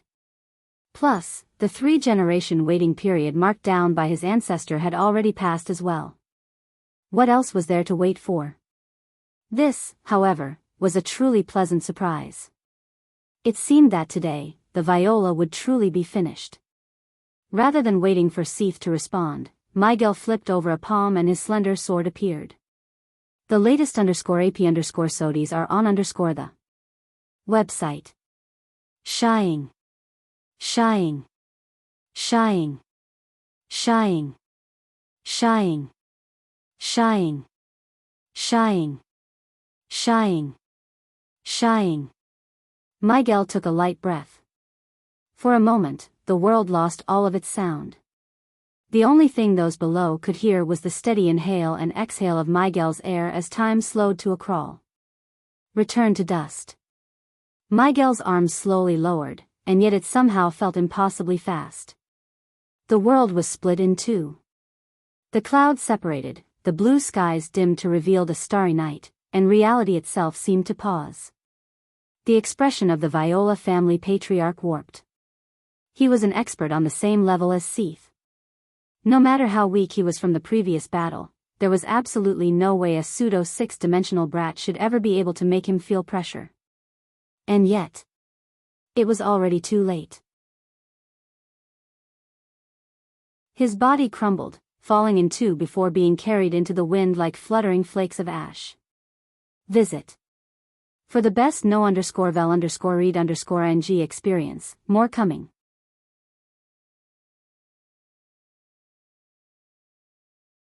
Chapter 1179.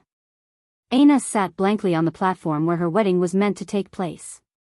The carnage around her was still ongoing. She could hear the cries of pain and horror and almost feel the rivers of blood tingling the small hairs on her skin, but she was numb to it all. Richard had long since left her side, rushing in an attempt to help the battle. He may have been a lot of things, but a coward wasn't one. And though he was highly intelligent, there was absolutely no way he could have pieced together that the Miguel's goal all along had been to take Aina away, while the destruction of the Viola was just a convenient bonus. So, Richard had left Aina alone, knowing full well that if she faced something she couldn't protect herself from, there was nothing he would have been able to do either way. But, there was no doubt that the fate of the Viola had already been sealed. The guests who had come to take part in the wedding but weren't part of the struggle sat in a daze themselves, realizing that they were witnessing the collapse of an empire that had ruled for thousands of years. And yet, just like that, they were finished. Aina, though, couldn't be bothered to care. She didn't pay attention to what was happening, she couldn't hear the voices around her anymore, and she just blankly stared at the violet grass before her. Her tears had long since dried up. The sudden breaking of the dam had snapped her back to reality, a flood of thoughts, emotional compartmentalizations, and slowly grown maturity having come back to her one step at a time. It wasn't an instantaneous process. In fact, it was quite slow at the beginning. The childish thoughts and immaturity seemed to always want to claw their way back. But, a single step at a time, what was, or at least had been Aina, began to return. Visit. For a better user experience. But who was she, anyway? Aina seemed to realize now that something within her had snapped the first day she met Miguel. And, funnily enough, the day it all snapped back into place was the second time she met him. As she sat there, her arms wrapped around her legs and her head buried between her thighs, she felt a pain in her chest that she hadn't felt in a very long time. But, almost like a genius of battle who had finally met her match, this pain wasn't something Aina wanted to run from.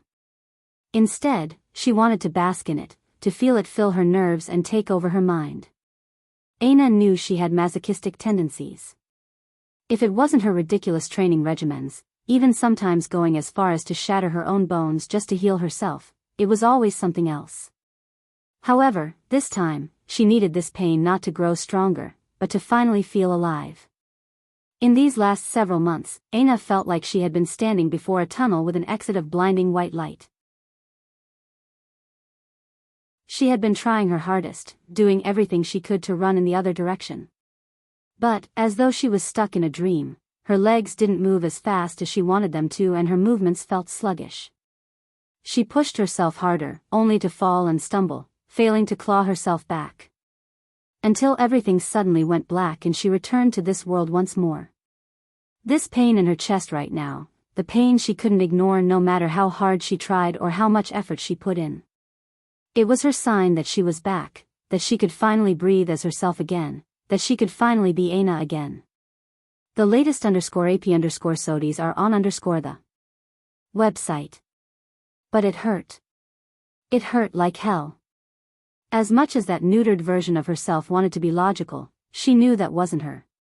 She couldn't just bury how she was feeling, and even when she tried, it would always manifest itself in the weirdest of ways. She had too many memories exactly like this. Memories she was often too embarrassed to even recall. Aina took deep breaths, wiping the last evidence of her tears away. She looked up into the skies, almost as though to affirm herself that Lionel was truly not there. For the first time in a long while, she stood to her feet. Her body flashed, her wedding dress falling to ashes and her body being adorned by flexible silver and black armor. She reached for the hairpin that held up her elaborate bun and crushed it in her hands. Then, looking off in a certain direction, she began to walk as though nothing was around her. Surprisingly, or maybe not very much so, no one bothered her. To the Viola, she was their crown heir's soon-to-be wife. And, to the Luxniks, she was on the list of those they weren't meant to touch. Using her high blood force affinity, finding her father's direction was as easy as breathing. Though Miguel took note of Aina's actions, he also did nothing to stop her. If Aina believed that they hadn't come for her, that was fine too. He didn't mind. Visit. For the best no_vel_read_ng experience, she was indeed as beautiful as the piece of her face he had seen before told him, but most beautiful woman he had ever seen, but Miguel's pride wasn't something most could understand. He wouldn't chase a woman, even if he wanted her. How things fell into place in the future, so long as he was the light mentioned, he didn't care. His goal wasn't women, nor was it fame or wealth. It was to stand at the pinnacle of the dimensional verse, and he didn't care who he needed to use to get there.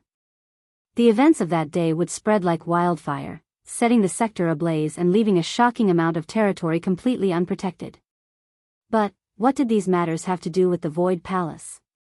Without even a slight delay in schedule, the second day would begin on the day it was promised. In the skies above, Eleanor watched this scene with her arms crossed about her chest, coldly watching Aina's every action before she lightly snorted. Consider yourselves lucky. The latest _AP_SODIes are on the website.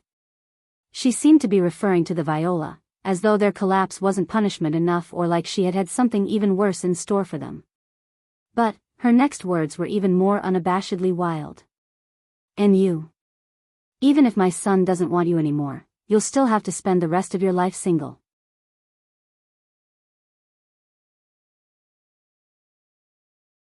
Chapter 1180. Aina walked slowly, her father draped over her back. Despite the weight of the man, with Aina's obscene strength, doing this much wasn't very much trouble at all.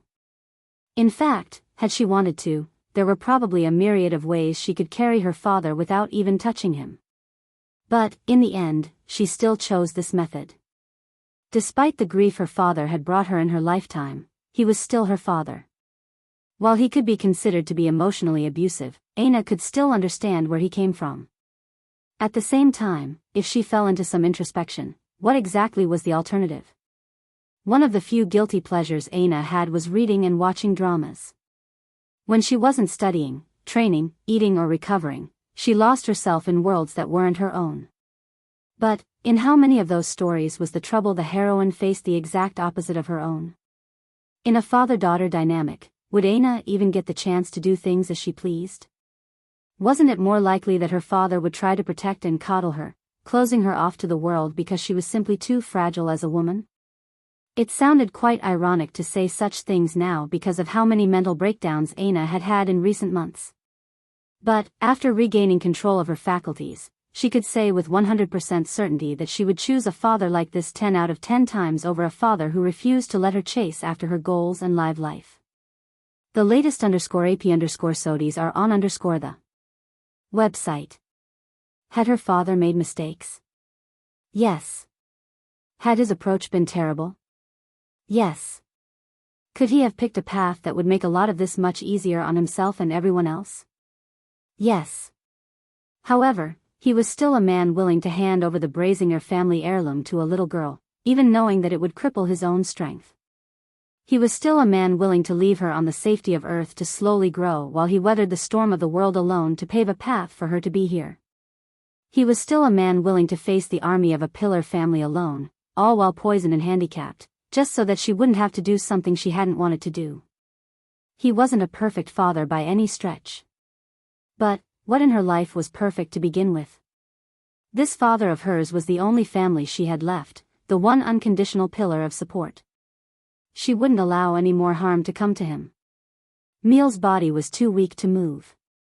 Being forced to rest on his daughter's back like this, the rest of his body refusing to listen to his commands, when it should have been him protecting her.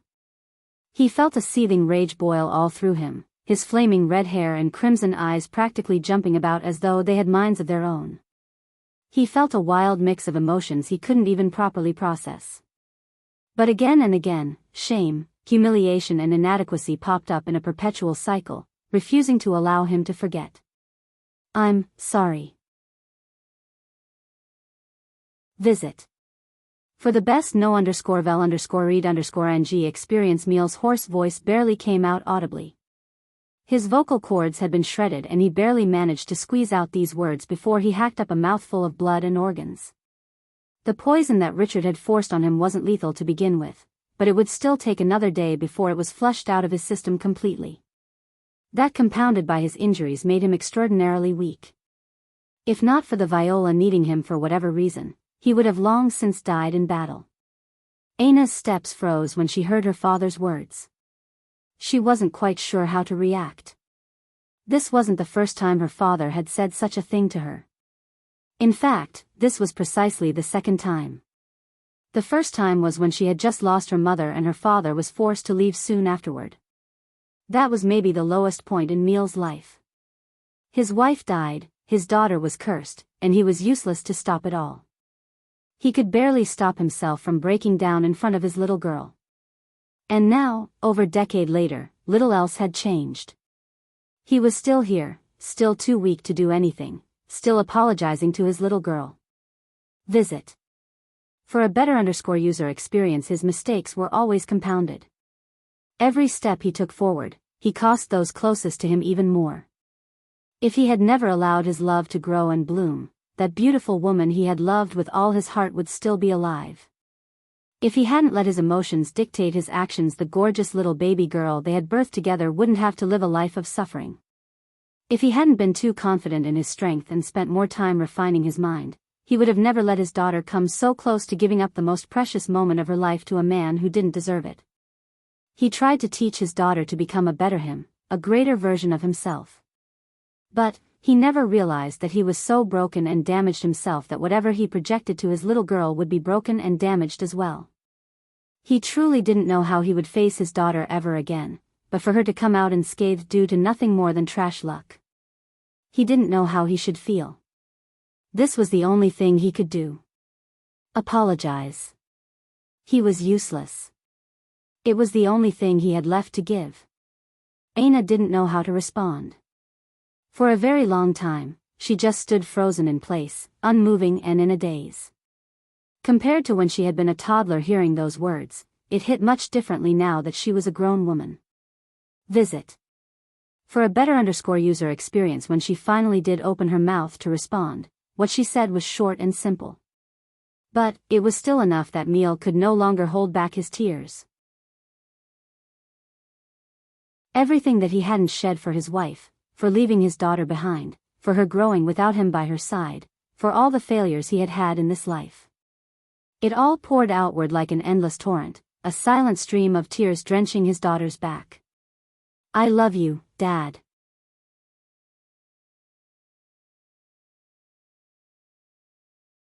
Chapter 1181. Lionel woke up and stretched. With light steps, he hopped out of bed and began his revamped flexibility routine. This version was much less embarrassing than the former, but Lionel still preferred to do it alone. The Luxniks were natural healers, so the techniques they had in this regard were extensive and well thought out. Compared to the techniques of Valiant Heart Mountain, they were by far and away better. They couldn't even be considered to be in the same league. Lionel wanted to focus on not just flexibility, but power in his flexibility. The importance of that would be his ability to apply strength in positions most could not. For example, in a deep squat where one's bottom nearly touched the ground. Most couldn't even get into such a position to begin with, at least not without their heels coming off of the ground. But, even those that could reach such a position, how much weight could they push? Depending on the depth of a squat, the max weight that could be pushed varied along a predictable slope. What Lionel wanted to was eliminate this weakness as much as he could, and to do so with every similar type of movement as well. To perfectly fuse flexibility and power, that was his ultimate goal, and he was well on his way. Lionel jumped to his feet and felt like a spring was coiled within his body. His joints felt good, his ligaments and tendons felt smooth, and his muscles felt explosive. Better yet, his mind was in its prime. Every breath of air felt fresh and beautiful. Time to go.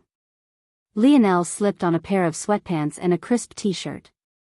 He no longer bothered with shoes these days, as his body was already stronger than any shoe sole to begin with. On top of that, using his own 2 feet not only made him more sensitive to certain changes, but Lionel also felt more flexible in his movements. He smiled lightly to himself, running his fingers through his pale violet hair. Today should be fun. The latest _AP_SODIes are on the website.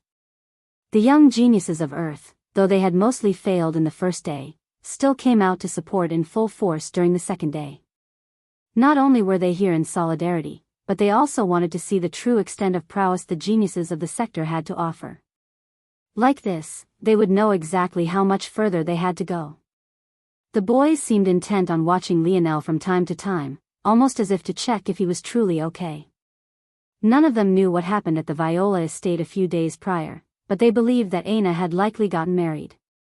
Still, Lionel continued to act the same way he always had. He laughed and joked with the others as though this matter truly had nothing to do with him. This allowed them and Lionel's grandmother to sigh a breath of relief. There were many people who would bloviate and draw a line on their self-worth.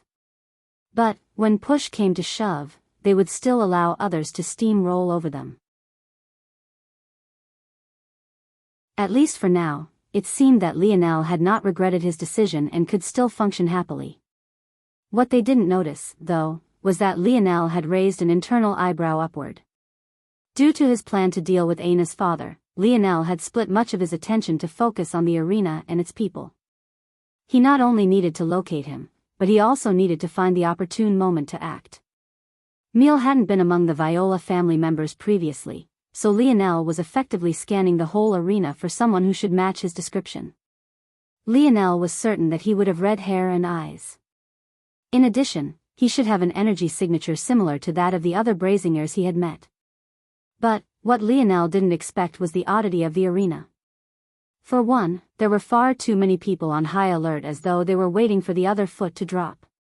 They were either whispering amongst themselves, looking toward the entrances, or even muttering to themselves. Secondly, the Montex family region seemed to have several individuals walking on pins and needles. Many of them had nervous or fidgeting expressions that only calmed after they reached the arena. But, even then, the elders all seemed to have heavy looks on their faces. And lastly, the Viola family region, which should have been filled to the brim, was decidedly empty. Visit. For a better user experience, Lionel narrowed his eyes. It couldn't have been more obvious to him that something big had happened. There was no way that the Viola would miss such an opportunity. And, considering the relaxed air and smiles around the Luxnix family, he had a guess as to what might have happened as well. A grand event like a wedding is indeed a good chance to catch a family of such great stature off guard. The Luxnix have been biding their time for 3 generations, so maybe they thought this was the perfect opportunity. But what does this mean for Aina's father? He was their vassal, so he probably had to fight as well. If he died, did the tablet fall into the hands of the Luxnix? This was possible, probable, even. If it was true, it would make things a lot more complicated. Rather than defeating one person, he would have to deal with a whole family, all while trying to outpace what growth they'd have with a tablet. That would be a tall mountain to climb. Lionel had hardly finished this thought when his internal sight flickered once more. His brows couldn't help but furrow in slight confusion. Aina, Savon, Yuri and Meal were right there, seated together along with the commoner ranks. The only difference was that all 4 were wearing masks. Did they manage to escape? Never mind, this is a good tea. Lionel's pupils constricted. Aina, who had been focused on the arena, her hands gripped together, suddenly snapped her head in the direction of Earth's people. Lionel's back was facing her, as he didn't need to look with his eyes to use his internal sight. But, that didn't stop her from doing so at all. She, sense my internal sight? Lionel didn't get a chance to process this before Orinik flickered and appeared. He clearly had no intention of waiting for the Viola. The rules have already been explained. Day 2 will be a round-robin style tournament. Your performance will be vetted to decide upon the 3rd and final day. The billboard will decide your groups. The latest _AP_SODIs are on the website. The flickering of the board began. There were only 300 individuals who made it past the first day, and each round-robin group would have 20 individuals. It also seemed that due to the fact these groups were smaller this time, all 15 groups would be going at the same time. Lionel looked up to spot his number, only for his eyes to narrow even further. Though there were no names, Lionel's memory was simply too good. Of the 300 participating, he knew the numbers of them all. Even if he didn't, he could recognize the energy signature of the force that made up their numbers. In his group: 1. Lionel Morales 2, Higlas Montex 7, Isaac Arundo 13, Richard Viola 17, Siller Luxnix. The latest _AP_SODIs are on the website. 20. Aina Brazinger.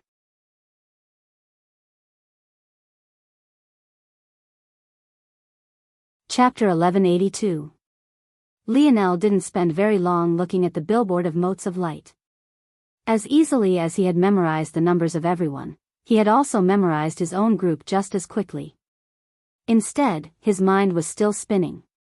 Before lifting her curse, Aina's mind was the weakest part of her by far.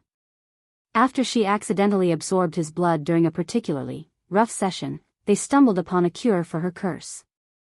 Back then, Aina had chosen to keep a small piece of her curse with her because it was useful for her training. But by then, everything was already perfectly under control.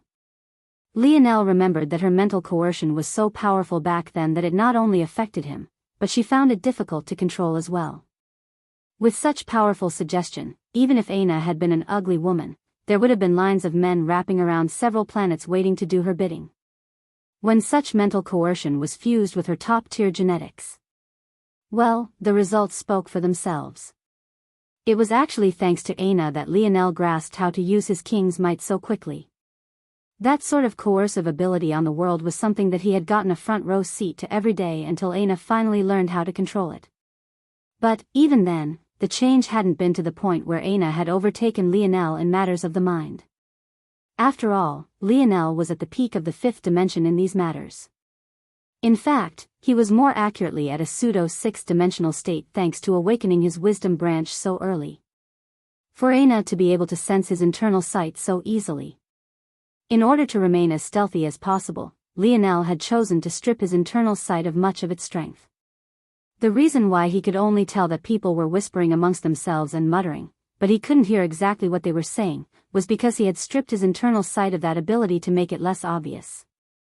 And yet, she had still sensed it. Of course, now Aina was well into the fifth dimension, the gap between his mind and hers then, versus it now was much smaller. But still. Visit. For a better user experience, this makes things more complicated, but it isn't impossible.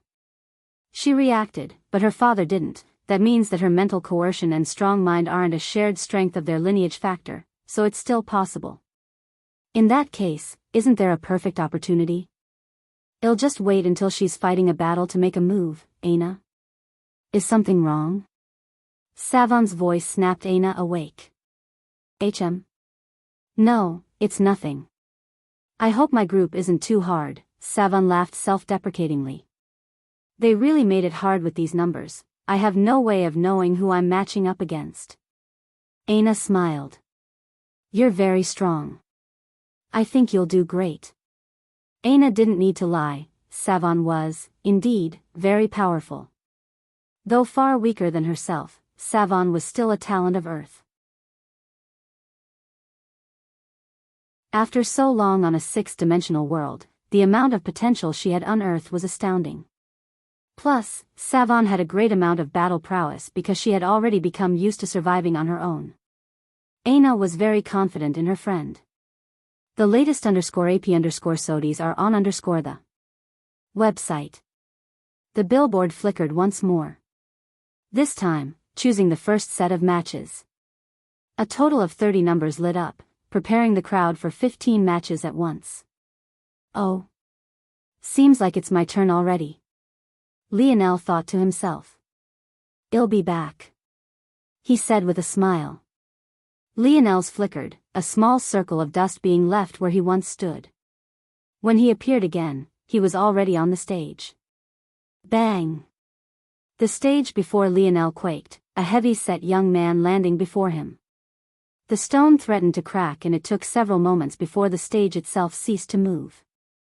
Anyone else might have directly fallen from the impact, but Lionel's body simply swayed from side to side as though an expertly engineered creation unmoved by natural disasters. Bang! Bang! The latest _AP_SODIs are on the website. A twin pair of aces slammed against the ground, the low growl of the young man matching the sudden eruption of cheers. He had entered a state of battle the moment he landed. Like many others, he saw this as an opportunity of a lifetime, one that he had no intention of squandering. He would make sure he squeezed everything he had out of his body. He wasn't from a family like the Montecs, Viola, or Luxniks. He wasn't even from a family a step below them like the Sage or the Arundo. However, he had still managed to claw his way here to the second day and he would make his every breath count. Seeing Lionel's nonchalance, he couldn't help but be disgusted, but it didn't take him off his focus in the slightest. In fact, it only made him more focused, his force rising up like a tide, steadily flooding throughout his body and crashing against the barriers he himself put up. He rose up his twin maces, unleashing a mighty roar into the skies before exploding forth. Bang! Lionel didn't seem to notice the movement of the young heavy-set man before him.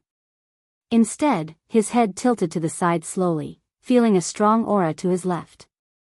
Miguel stood in abject silence, his eyes closed and his long hair fluttering in the wind.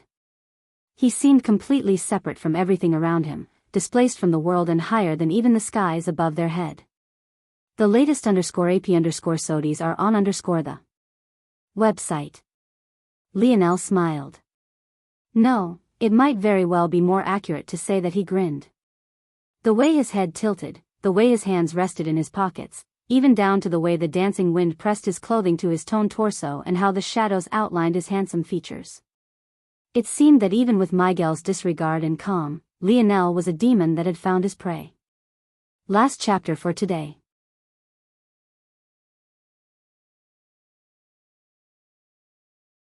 Chapter 1183. Hug charged forward like a raging bull. The air formed a semi-spherical curtain around him, his speed and mass so disproportionate that sparks flew in the air.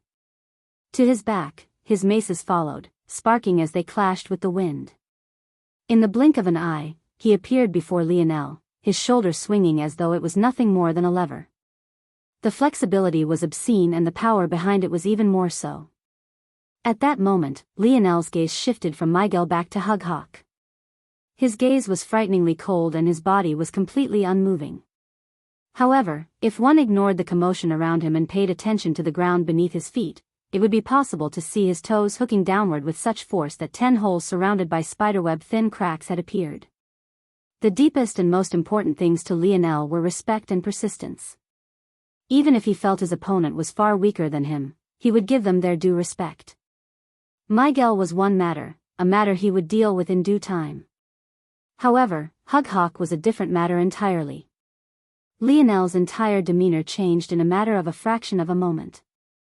The last 3 meters between himself and Hug happened within the blink of an eye to everyone else. But, to him, everything had slowed so considerably that he could see the fierce twinkling light in his opponent's eyes, he could see the sizzling heat of the swinging mace as it scorched through the atmosphere as though a falling meteor, and he could see the steady drum of determination that reverberated through Hug's heart. The mace appeared right above Lionel's head, its leading spike barely half a foot from connecting. It was then that Lionel moved. The latest _AP_SODIs are on the website. His right foot swiveled backward in a quarter circle, shifting his body to the side and allowing the mace to whiz right by him. The harsh whistling was so grating on the ears that a lesser person with a weaker body might have felt their ears burst. But Lionel had already reacted. His anchor foot remained down, his right foot moving again and lifting into the air, stepping down with a vicious momentum. The descent of Lionel's soul made the previous meteoric assault of Hug's mace seem like nothing more than child's play. There was something about the timing of Lionel's movements that felt incomparably smooth, something about the ease and conservation of energy that seemed especially beautiful. He was like a well-oiled machine, using only as much as he needed and nothing more. Bang! The polearm of the mace met Lionel's stomp. The instance was so perfectly timed that the mace had just crashed into the stage's stone platform. The result was Lionel's strength fusing with Hug's own, causing the latter's expression to change. Hug felt his wrist nearly break, the skin of his fingers and palms suddenly experiencing so much pressure that they ripped free from his muscle and bone, sending a shocking pain to his brain so severe that he froze for just a moment. The result was him missing a counter opportunity with his second mace even as he lost his grip on the first, his hand turning into a bloody mess. Bang! Visit. For a better user experience, the stage imploded, a cloud of dust, rock and bits of stone rising into the air. But that only hid the muffled bang that happened an instant afterward. The crowd was stunned to find Hug's body flying out faster than it had come rampaging in. He shot out of the plume of debris so quickly that it became immediately obvious that he had lost consciousness.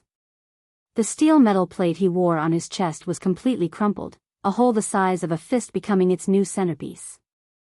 Hug crashed outside of the arena, his mouth violently erupting with a pillar of blood. There was no doubt who had won the battle.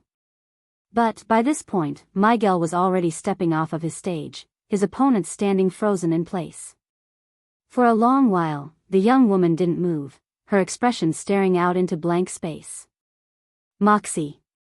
It was unknown who had called out this name, but it became like a trigger for a chain reaction. The young woman's body crumbled piece by piece, her expression becoming one of helplessness and sadness in her final moments.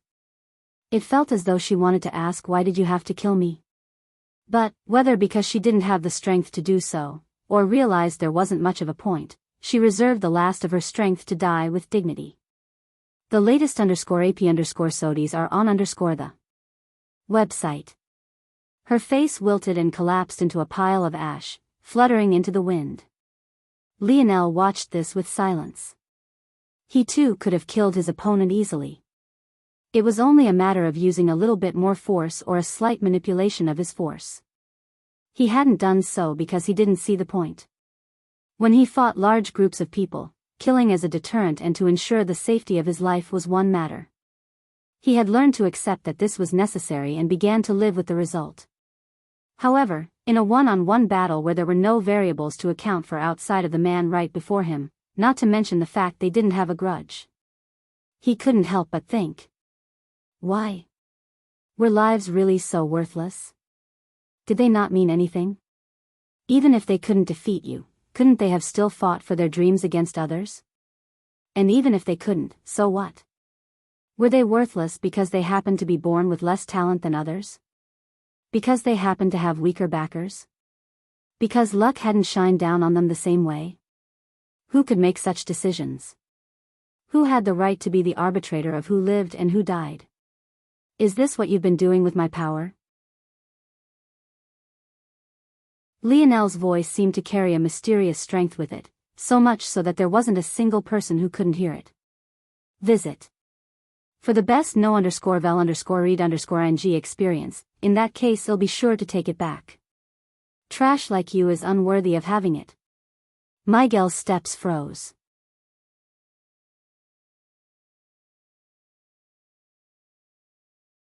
Chapter 1184. Published at 2nd of September 2022 5:05 and 18 seconds AM. Chapter 1184. Said nothing. If audio player doesn't work, press stop then play button again. Chapter 1184. Said nothing. Miguel's head turned, his golden gaze meeting Lionel's pale violet irises. For a moment, the world turned still, a hollow clash reverberating before what sounded like the roar of dragons and the cry of phoenixes resonated through the air. Though, it was difficult to tell if this was truly what was happening, or if it was simply an illusion created by the thumping hearts of those spectating.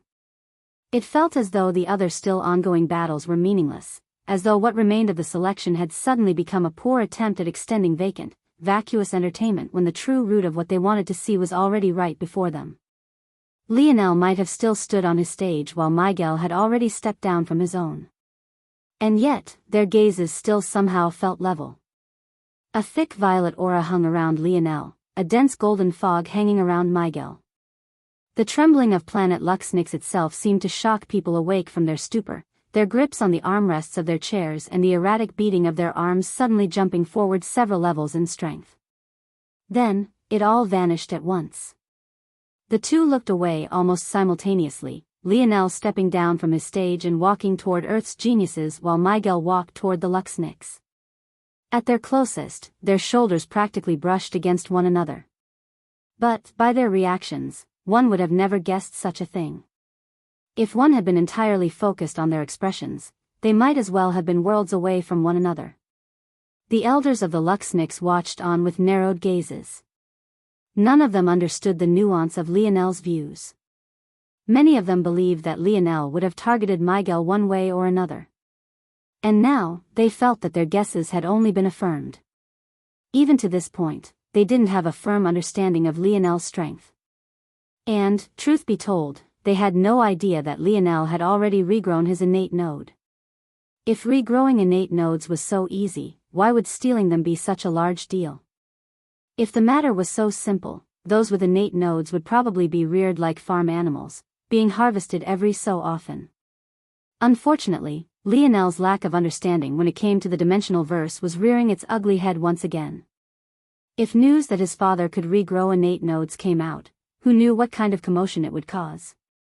To the current Lionel, he assumed that it was possible, it was just that it took a lot of time. After all, it took him 20+ years of drinking that vomit smoothie to instigate the regrowth of his innate node. To him, it was just a tedious process. The truth of the matter was that Lionel's father had joined the government of the Ascension Empire, entering their research branches, to personally create a method of healing his son by fusing his knowledge of the dimensional verse with Earth's brand of technology. It could only be said that Lionel's father was a genius that appeared once in several hundred generations. It was unknown if even Lionel could ever reach the level his father had. This was how exaggerated this matter was. Of course, even Velasco miscalculated sometimes. How could he think that his son would be so reckless as to try to form a 10th node? According to Velasco's original intention, upon breaking into the 6th dimension using the God path, Lionel's innate node would naturally begin to regrow itself. But it had appeared in the 3rd dimension, far too early. This aside, the residual Scarlet Star force that had leaked from Lionel during his breakthrough into Tier 3 was explained away by the elders with a myriad of different hypotheses. This went to show just how far the idea of regrowing an innate node was from their minds. Now that they heard Lionel's words, they all believed that Lionel wanted to take his innate node back, something that left their brows furrowed and their gazes cold. But, when they realized that Lionel had just antagonized Miguel when the latter had cared little for him before, and how Lionel was merely at Tier 3 while Miguel could step into the 6th dimension whenever he wanted, they relaxed their murderous intentions. There was no need to antagonize the Void Palace when this matter would be easily dealt with by Miguel. Lionel returned to sit by his grandmother's side with a smile on his face. It was as though what had happened previously hadn't occurred at all. Little Leo, you need to be careful. Scarlet Star Force is very dangerous. It's one of the only forces I know that can cause damage to higher dimensional beings even in a lower dimensional state. And if it's at the same level. I don't know if there's a defense that can stop it if it's not constructed by a force on the same or near the same level. Lionel blinked. You don't have to worry, grandmother. I know.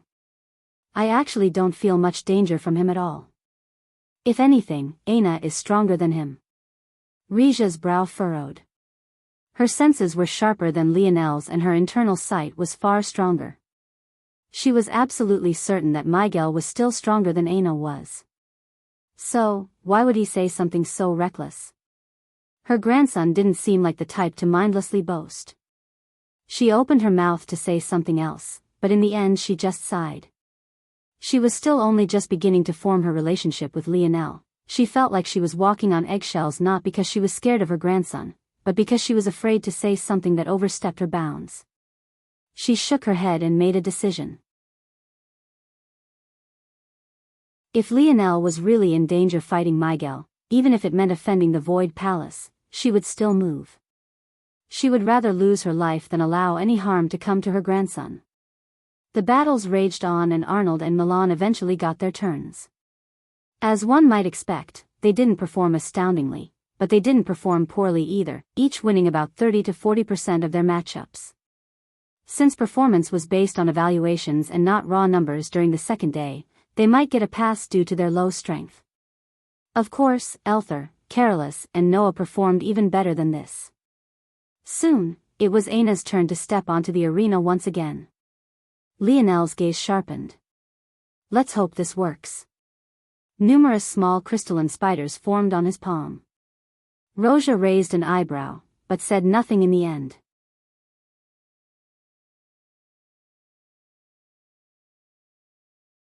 Chapter 1185.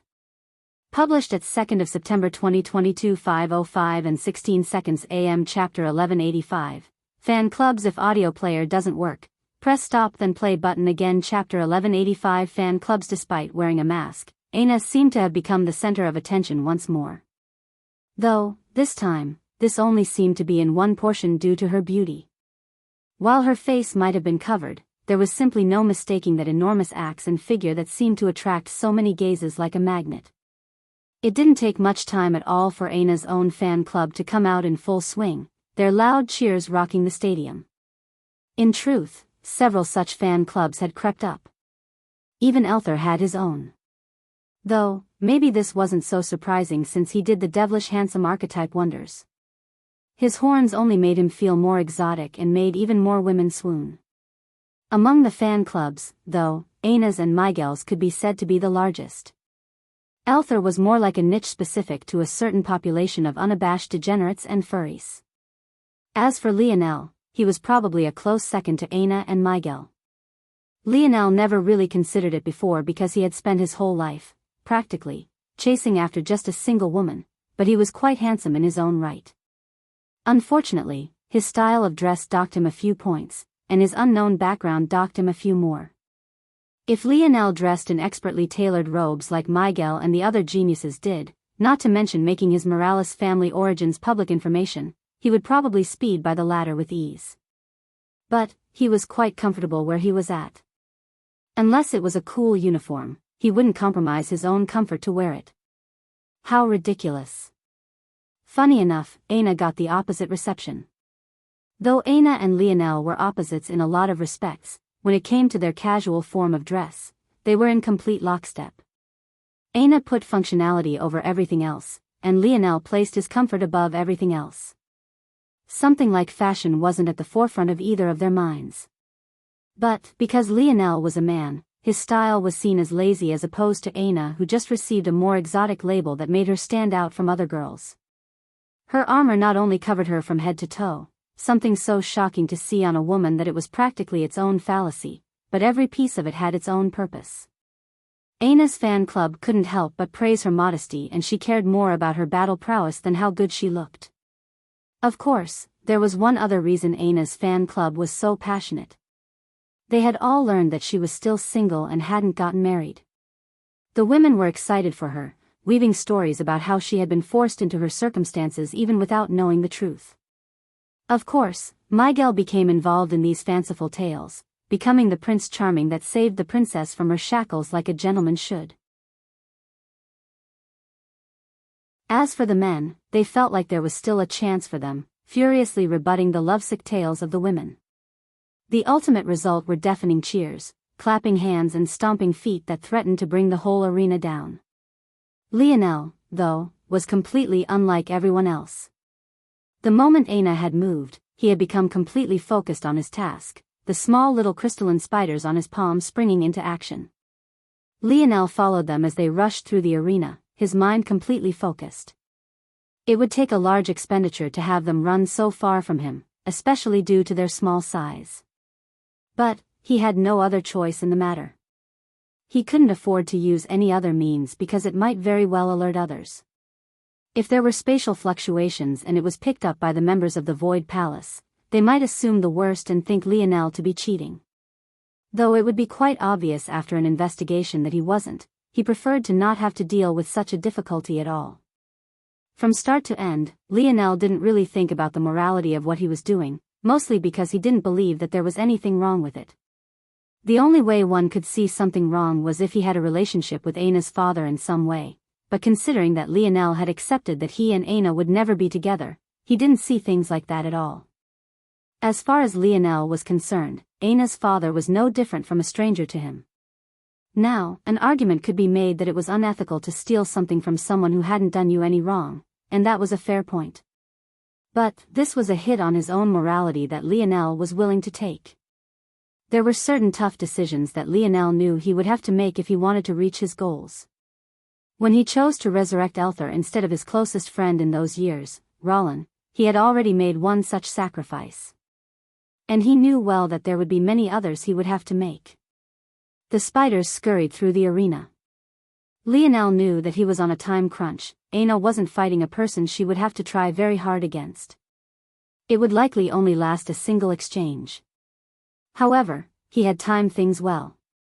He began moving the instant Aina's name blinked. With everything being within his calculations, he should make it. The spiders cut the distance. 100 meters. 50 meters. 20 meters. The gap closed rapidly, Lionel's expression turning a bit pale. The distance between them was at least a kilometer to begin with. But, with the size of the spiders, it felt like 100 times that. We made it. Aina's battle was already over, another resounding victory for her. She made her way back quickly, but it was already too late. The spiders closed down the last meter distance between them and Meal, ready to pounce onto his spatial ring and fuse with it. However, right at that moment, something Lionel had never expected occurred. Yuri snapped her head in the direction of the spiders, her gaze glowing with a dangerous light. Before Lionel could react, a vast pressure descended, shattering the 3 spiders into motes of light. Lionel slowly opened his eyes, his expression somewhat pale and his pupils constricted. What was that?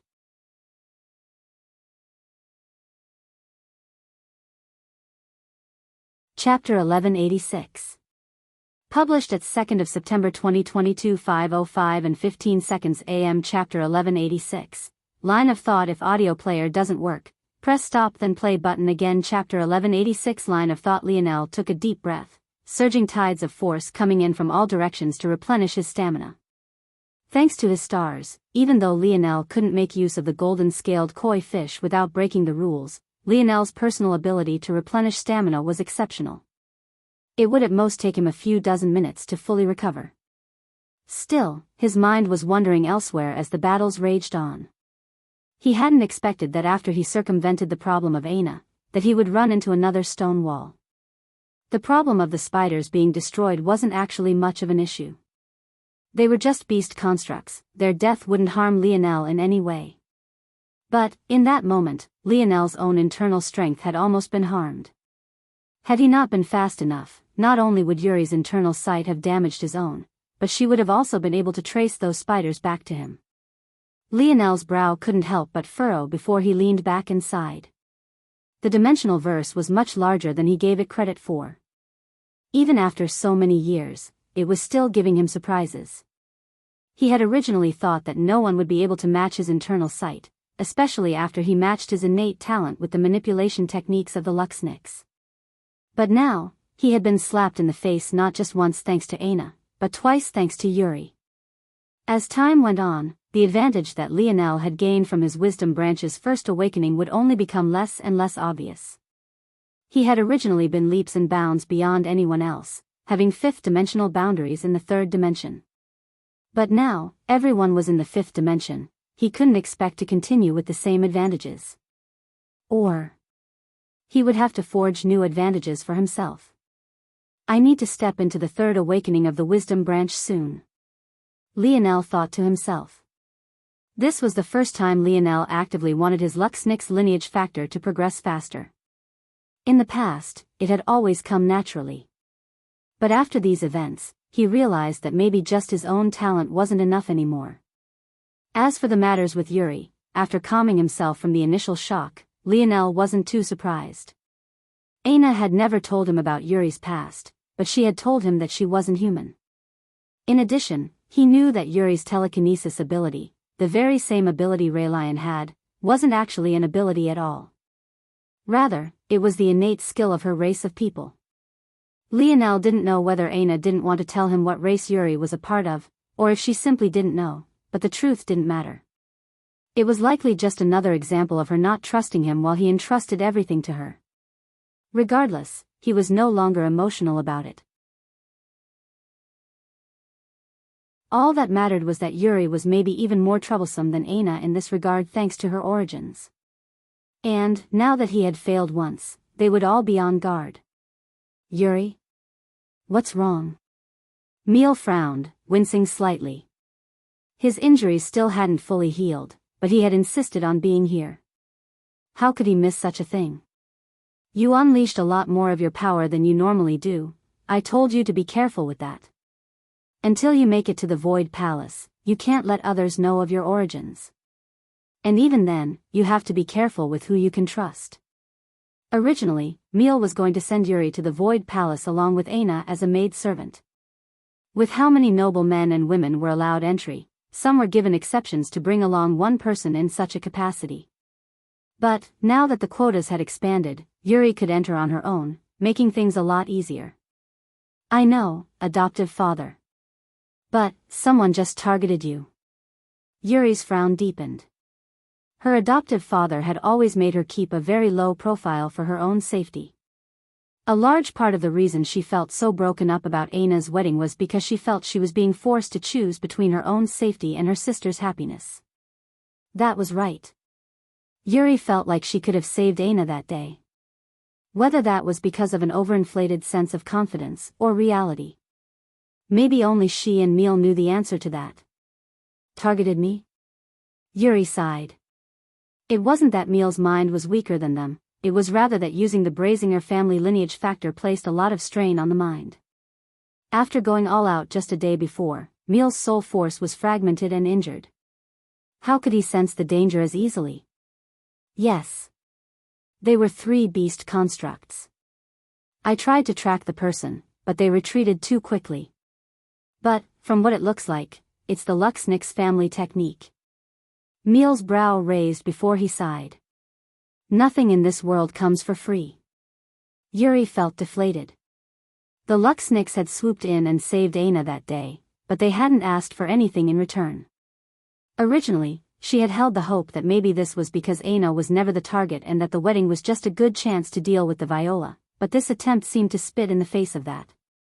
Could their goal have been more complex than the fall of the Viola? Meal's line of thinking was the same, but he still didn't conclude that these matters were related to Aina. Would a large family war with another just for the sake of a single girl? Though his daughter was exceptionally talented, weren't all these families arrogant? Plus, they had Miguel, a child even Meal himself was greatly impressed by. On top of this, they couldn't have known that he would be able to weaken the Viola so much before they fought. So, Meal's thoughts were very, very different. Could it be that they learned of the existence of the bronze tablet? Could that be the true reason they attacked the Viola? A hint of worry marred Meal's brow. If his greatest secret was exposed, this could be troublesome. On the other side of the arena, Lionel, who had long since calmed, began to deduce several things. Among them was the exact thought process of the current Meal and Yuri. Yes, if they believe him from the Luxnix family, that would indeed be their line of thinking.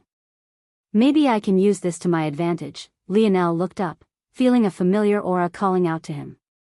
It seemed that it was his turn to battle once again. Lionel Morales versus Siller Luxnix.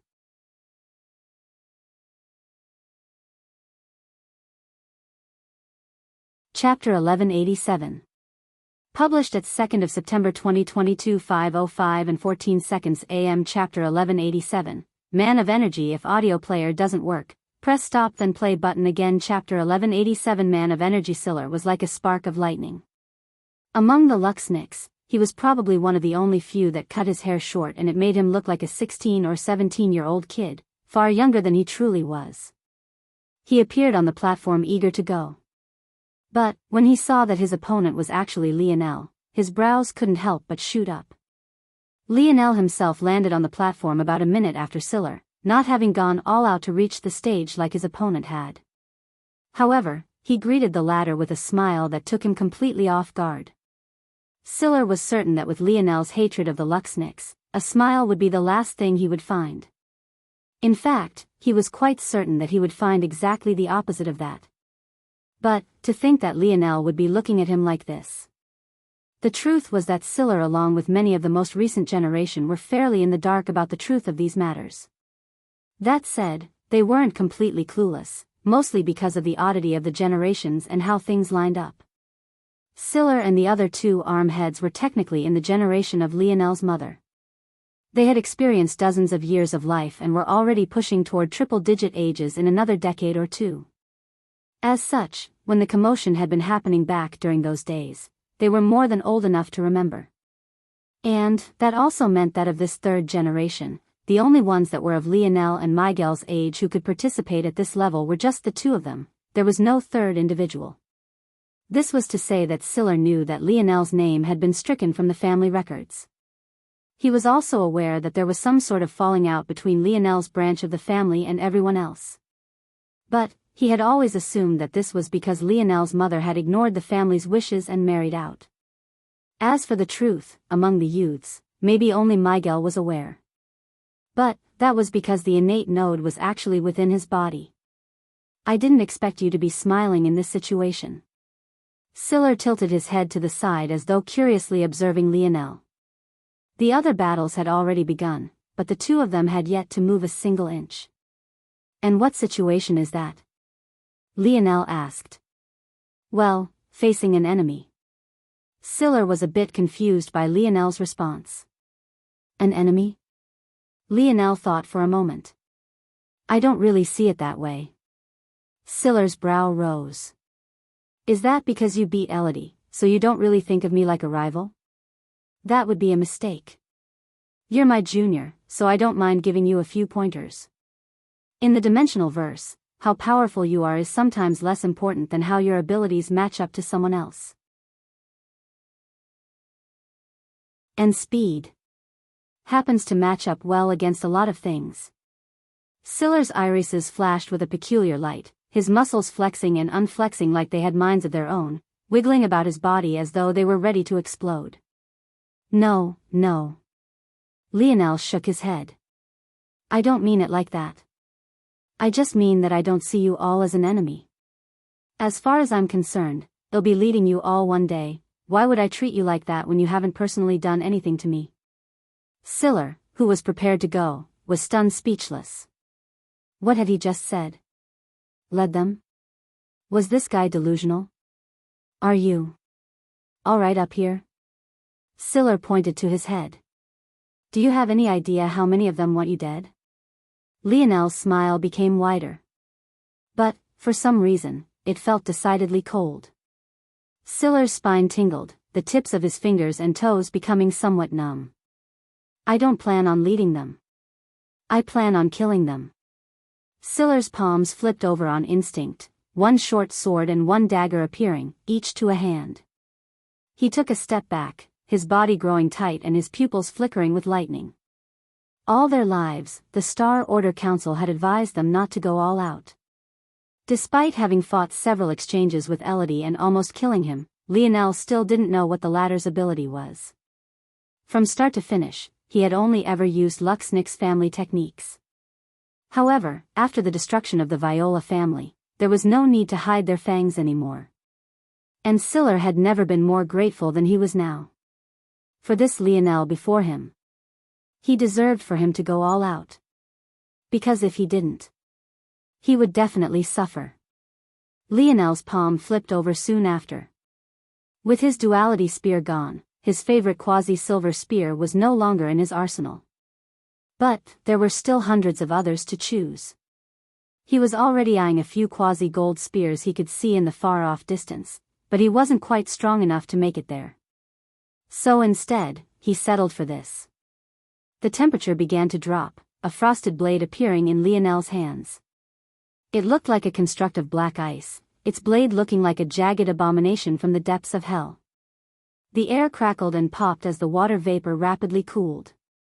At the same time, a fog of cold and darkness rose from the blade into the air. Siller felt his joint freezing up, the fast twitching of his muscles slowing down considerably.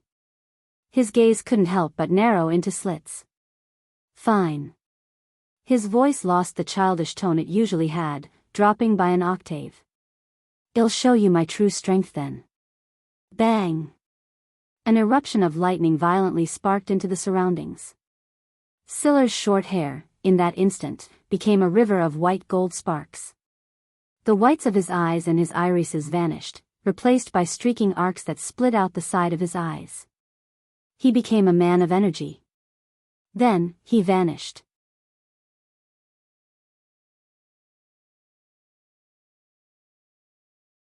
Chapter 1188. Published at 2nd of September 2022 5:05 and 13 seconds AM. Chapter 1188. Not sure if audio player doesn't work. Press stop then play button again. Chapter 1188. Not sure. Lionel swung his spear upward instantaneously, but it was only just barely in time to meet Siller's blade. He was fast. So fast that without activating his snowy star owl's gaze, Lionel's eyes alone could never hope of keeping up. As fast as Siller's legs were, though, his blade was even quicker. He caught the side of Lionel's spear. With blade against blade, he took advantage of his own forward momentum to parry it upward, his sword skimming against the edge of Lionel's spear as the backhand of his dagger aimed directly for Lionel's throat. In the moment, Lionel understood. Siller was the head of the speed arm of the Luxnick's family. However, even then, he had only undergone his first awakening of the speed branch, allowing his light elemental force to fuel his speed and leaving trails of light in his wake as he moved. But, compared to Lionel who had awoken 3 times, what was that worth? With things being like this, though, Siller truly showed his colors as the fastest of the Luxnick's younger generation. Not only was his grasp of the family's techniques impeccable, but his own personal ability, the one he had been forced to hide for so much of his life, was actually so perfectly in tune with exactly the kind of fighter he wanted to be. While it seemed like Siller was an elemental speedster, this wasn't the case at all. Rather, he was a special type lightning user. His lightning wasn't the destructive type, nor was it a speedster type, it was an energy type. His lightning was able to fuel his body and give him strength. Whether it was improving his thinking speed, his explosive strength and his raw speed, it was able to do it all. This sort of ability was like an overall upgrade on his power, a holistic boost to how dangerous he was. And make no mistake, he was dangerous. Siller's dagger appeared before Lionel's throat, flickering with arcs of lightning. It was impossible to read his gaze with just how much sheer energy was sparking out from it. The speed was so fast that everything happened far too quickly. Many weaker members in the audience didn't even realize just how much danger Lionel was in right that moment. However, what happened next was even more shocking. Lionel's gaze flickered. As though something had sapped Siller of all his energy, the blade trembled and then dulled. All the strength and lightning behind it vanished in a moment. Clang! Siller's blade clashed with Lionel's neck. But as though it had rebounded against a steel wall, it was pushed and repelled backward. Just as quickly, Siller retreated. Like an assassin in the night, he struck just once and didn't stay in Lionel's vicinity. Beneath Lionel's skin, a small flicker of bronze runes receded, hardly perceptible to the eye. However, his steps didn't pause for even a single moment as he pressed down toward Siller. A harsh, grating wind pulsed into the surroundings. Everywhere it passed, ice and icicles formed, turning the stage into some sort of winter wonderland. Lionel took a step forward, his figure flashing. Clang! Clang! Clang! Clang! Clang! Siller's brow furrowed, his heated exchange with Lionel growing faster and faster. He felt as though Lionel was either adapting to his speed, or improving so quickly that he was being forced onto his back foot. Ice began to creep up Siller's sword and dagger, his lips turning blue and his fingers trembling beneath the cold. Lionel's short violet hair danced in the wind. The combination of violet, light blues and a dense darkness played off of each other very well. And yet, compared to the energy-laden Siller, it still felt somewhat muted and uninteresting. The battle slowly swung in Lionel's favor, Siller realizing that his opponent was getting faster and faster. Lionel's spear spun in his hands. It had once been that Siller could attack 3 or 4 times before he landed even one. But then it had shrunk to 3, then 2, then 1. Now, Lionel seemed to attack twice as fast as Siller did. If not for the fact that the latter wielded 2 weapons, he would have likely already suffered a fatal wound.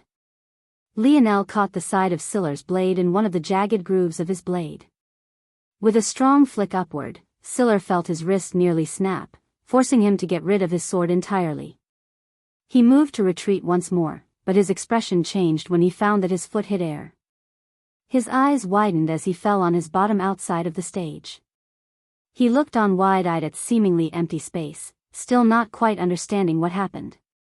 It was only after the frost slowly began to recede and he could feel his body again that he finally understood. His mind had actually slowed by that much. That spear. Siller finally looked up, looking at the black ice spear, his expression still somewhat lost. Lionel smiled. You said it best yourself. How powerful you are is sometimes less important than how your abilities match up to someone else. In this case, you met maybe the worst possible match for you. I see. Siller still couldn't quite understand, but he had a faint inkling. He didn't really care that Lionel had relied on a treasure. It was clear that it was a quasi-silver spear, and that wasn't much different from his own weapon. And, something made him think that Lionel had purposely chosen to fight in this way just so he could say those words to him. It was quite pathetic. He finally got the chance to go all out for once, and yet he had lost like this. He could almost feel the disappointed glances that were landing on his back. Lionel bent down and helped Siller to stand before walking away. The latter didn't even register that Lionel had helped him until several moments later, but that only left him in another daze. He wasn't quite sure how he was supposed to feel.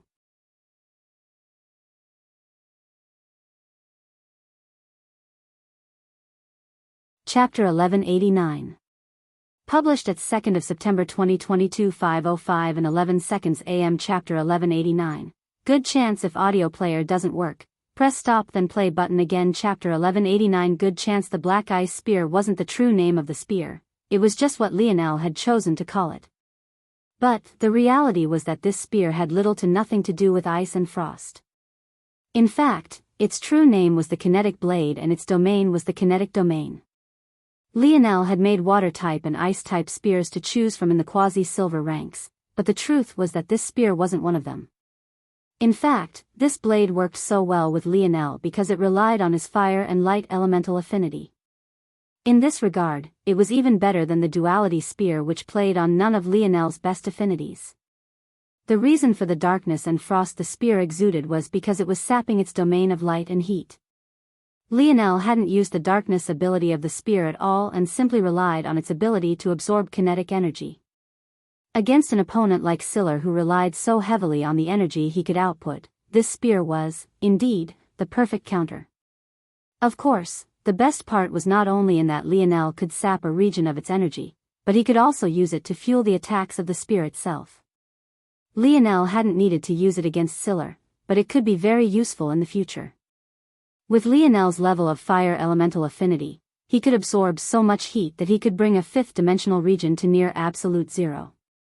That kind of power was absolutely lethal. It could only be said that everyone was quite lucky that this was a sixth-dimensional world, or else this selection would basically be over. Did you see it? Orinik asked with narrowed eyes. I'm not sure. It happened too quickly. Ganner said slowly. Orinik had been too infuriated before to think. But, when he thought back to the previous events, Lionel had used his bare fingers to deflect 3 fifth-dimensional arrows. Then, he used a bare fist to leave a dent in fifth-dimensional armor. And, just now, he blocked a fifth-dimensional blade with nothing but the skin of his neck. In his life, Orinik had never heard of defensive abilities on this level, at least not with just one's unaltered skin. It was to the point of being absolutely obscene. Unless, it was from that family. The trouble was, he didn't really have any proof. And, even when it comes to that family, their defense only touches upon these levels when they activate their bronze runes, so why was it that he hadn't seen Lionel's runes? Was it another ability? A technique he had never heard before? Or could it be a mutation of that lineage factor? The last was a strong possibility. After all, with how many members of that family that there were, how could they not have bastard children spotted all over the human domain? Just the recognized children of the Nova generation alone numbered over 1 billion, let alone the unrecognized ones. Why does it matter, anyway? Ganner said. Even if he's from that family, if he's here, he clearly doesn't have high standing amongst them. Why would he be participating in a selection if he could practically get guaranteed entry so long as the right person spoke up? You're always thinking short term. Orinik shook his head. Think about what event is coming soon and what it means. You mean the air war? Yes. And what about it? At our level we'd just be cannon fodder and barely any of the spoils would be ours for the taking. You can't want me to risk my life just to get a handshake and a pat on the head, right? I'll pass. Orinik ran his fingers and thumb through his brows. He felt like he was talking to a wall. How did such an idiot manage to get into Void Palace? Orinik didn't stay on this line of thought for long, though. When he thought about that massive thing Ganner was always carrying on his back, he couldn't bring himself to belittle the man anymore. That scrawny, half-dead-looking body had far too much strength in it. First of all, cannon fodder is an exaggeration. We'd at least be in the middle levels, enough to get something in return. And, I'm adjusting for my own laziness. Ganner yawned while resting his cheek on a single palm. Orinik couldn't refrain from rolling his eyes this time. As I was saying, the existence of a member of that family with a good bit of talent like this is pretty valuable. Just think about the possibilities.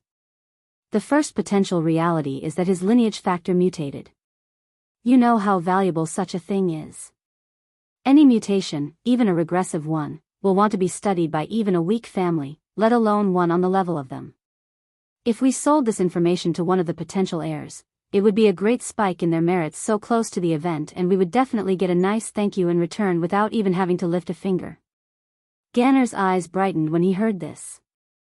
This idea indeed wasn't bad. The fact Lionel's skin could be so hard without fully activating his runes was definitely something they would be interested in. Though it sounded like a great ability, it might still be regressive.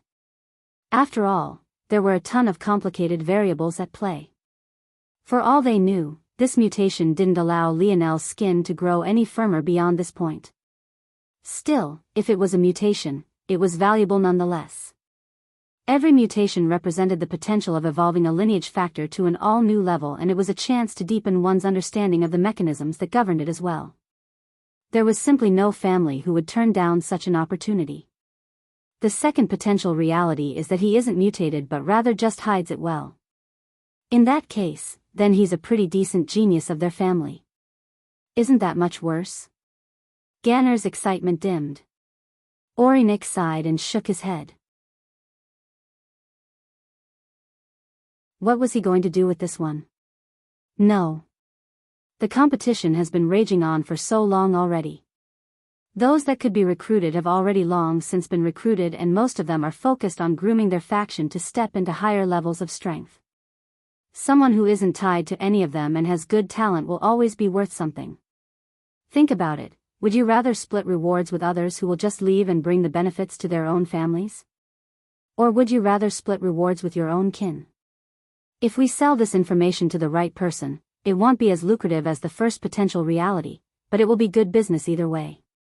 Only after hearing this did Ganner's expression lighten up again. Finally, there's the third potential reality that he isn't part of that family at all. But don't you think they'd be very interested in someone who has a body even stronger than their own? Ganner's gaze glowed like twin torches. It seems we'll need to find a way to figure out what the truth is. Orinik smiled as though he could already see the dollar signs. The third day of the selection might be a good chance to see what his limits really are. Last chapter for today. Tomorrow will be a 4-chapter banger, promise.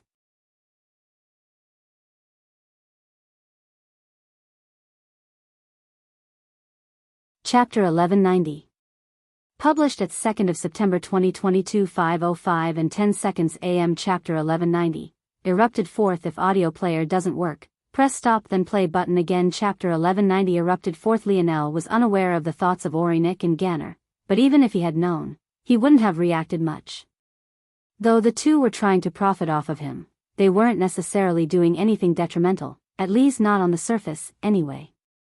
Even if they were coming with sinister intention, Lionel would be at fault if he was honest with himself. Lionel had no idea just how rare his defenses were. Bodies that could match up to weapons and hardness didn't just grow on trees, and most techniques and lineage factors that replicated such things had enormous drawbacks. Someone like Lionel, who could have amazing speed, flexibility, and dexterity, all while having a body practically immune to blades, was unheard of. In the human race, there was only one family capable of such a feat, and that was without a doubt the Morales. Unfortunately, Lionel's scope of the dimensional verse was still too narrow compared to young nobles, and he never really hid his abilities at all. So, whether they were the ones to expose him or not, he would eventually end up exposing himself regardless. Lionel was already far behind the other heirs who had already built up their factions and were training in preparation for that day. His anonymity was practically the only shield he had, but it seemed like that wouldn't last for much longer. The battles continued to rage on, and the excitement of the crowd only seemed to grow with each passing moment. Previously, the numbers and auras were all muddled and no one truly understood exactly how things would shake out. But, as more and more battles occurred, a picture of the various groups and standings began to form in the mind of the spectators. Upon grasping who was in which group and how the records were playing out, the excitement began to boil over. Though the Void Palace wasn't here for the entertainment of the masses, their practices ultimately led to such a result regardless. After all, with everyone having to rely on themselves to treat their injuries, any large and clashing battle could make or break the chances of an individual. While it was true that record wouldn't be the ultimate deciding factor of who received entry and who didn't, the more battles one fought, the more accurate those of the Void Palace would be able to be in their assessments. As such, as the battles continued, those that still remained undefeated were separated out from the masses and their battles became hotly contested centers of hype. Fan clubs clashed with one another over which of their favorites would win, and old, wizened men and women made their predictions in an effort to come off enigmatic. The geniuses of Earth that remained continued to perform to the best of their abilities. In the beginning, Arnold and Milan were practically neck and neck, but the more battles he fought, the more refined Arnold's style seemed to become. He improved in real time, steadily pushing his win percentage of barely 40 to 50%, upward toward 60. Milan lagged behind, not sharing Arnold's talent in the use of universal force and as such performing the worst of them all. But he didn't lose sight of his determination, managing to keep his head high and take his licks in silence. Carolus, Elther and Noah all performed extremely well from the very beginning. Elther was a lot like Arnold, improving rapidly with every battle. He was the quintessential battle maniac, his blood boiling every time he stepped onto the arena. When he was finally forced to use his battle form, morphing into an enormous, white-furred wall of muscle with horns that pierced the skies, the furries in the crowd only seemed to go more wild.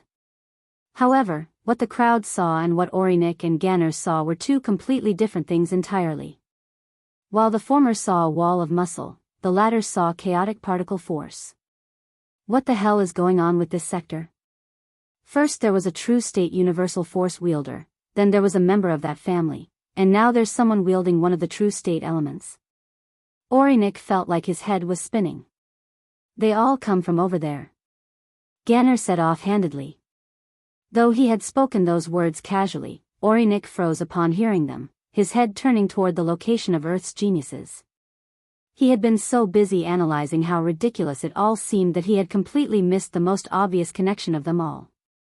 His gaze went toward Earth's geniuses and he immediately noticed something else.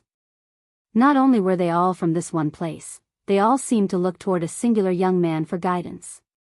No matter which of them it was, even the chaotic particle force wielder, after each of their battles, they would always go to him to hear his thoughts.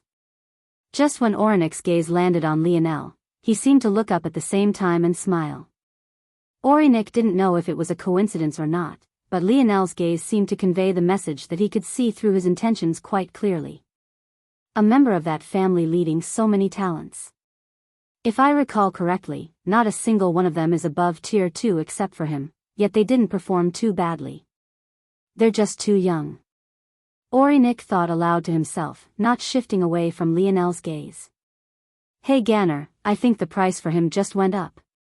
A lone member of that family was one matter. But, a member who had a talented faction under him was worth even more.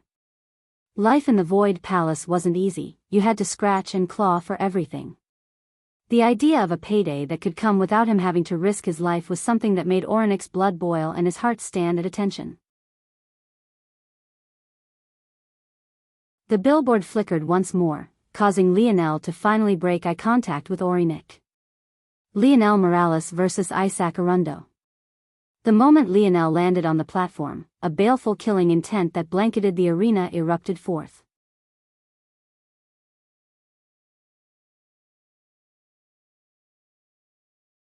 Chapter 1191. Published at 2nd of September 2022 5:05 and 9 seconds AM. Chapter 1191. Bowman, if audio player doesn't work, press stop then play button again. Chapter 1191. Bowman. Lionel sighed. He could feel the rage of the young man across from him, and considering the bow in his hands and the shape of his features, he could guess why. This young man was probably of the Arundo family and very likely related that Isaac character he had killed previously with a combination of his bat construct and his radiant fire force. Resonance and vibrations were already dangerous enough on their own, let alone when they were paired with a force capable of destroying cells down to a molecular level. Back then, Lionel had only wanted to casually try out what the combination would give him, and the result was devastating for Isaac. To say the least. Isaac had been forced to hold down his rage and fury for days, being held back by even his own family members so he didn't rush out and do something that ruined his future. Though, Isaac never expected to be so lucky as to get Lionel in his group. He slowly pulled the bow from his back, his gaze locked onto Lionel. If something like a simple look could kill, there was no doubt that maybe Lionel would have died several times over. Lionel decided against saying anything. Sometimes, this was the best course of action. Oftentimes in life, there was no one in the wrong, and yet, you would have to be on opposing sides regardless. Seeing the bow in Isaac's hands, though, something within Lionel shifted. He couldn't remember ever running into a true bowman yet. In his life, he had never met anyone more accurate or skilled than himself in this respect. He really wanted to see just what kind of strength a family of bowmen could produce. Lionel's palm flipped over, revealing a sleek black bow. It was quite a beautiful construct, but its quasi-bronze level had long since become outdated. Even still, it had followed Lionel for several years already. Of all his weapons, this was the one he was probably the most familiar with. The gazes of the Arundo family flashed with rage when they saw Lionel's actions. They couldn't see into his thoughts. How could they believe that he was doing anything more than mocking them? Lionel had displayed skill in the Luxnick's force arts and the spear, but now he wanted to be a bowman too. But Isaac felt completely different. There was something about Lionel's demeanor that shifted when the bow touched his palm. He went from a normal young man to a towering mountain. An invisible pressure pressed downward as though there was no distance that was safe, no defense that was impenetrable.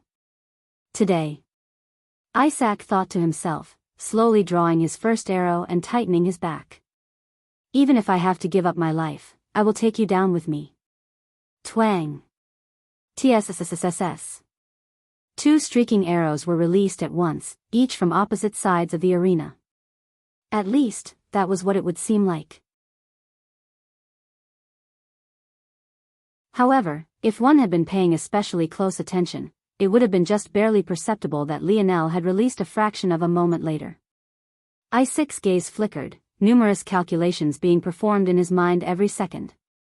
He deduced the ending in a fraction of a moment and released a second arrow and a third.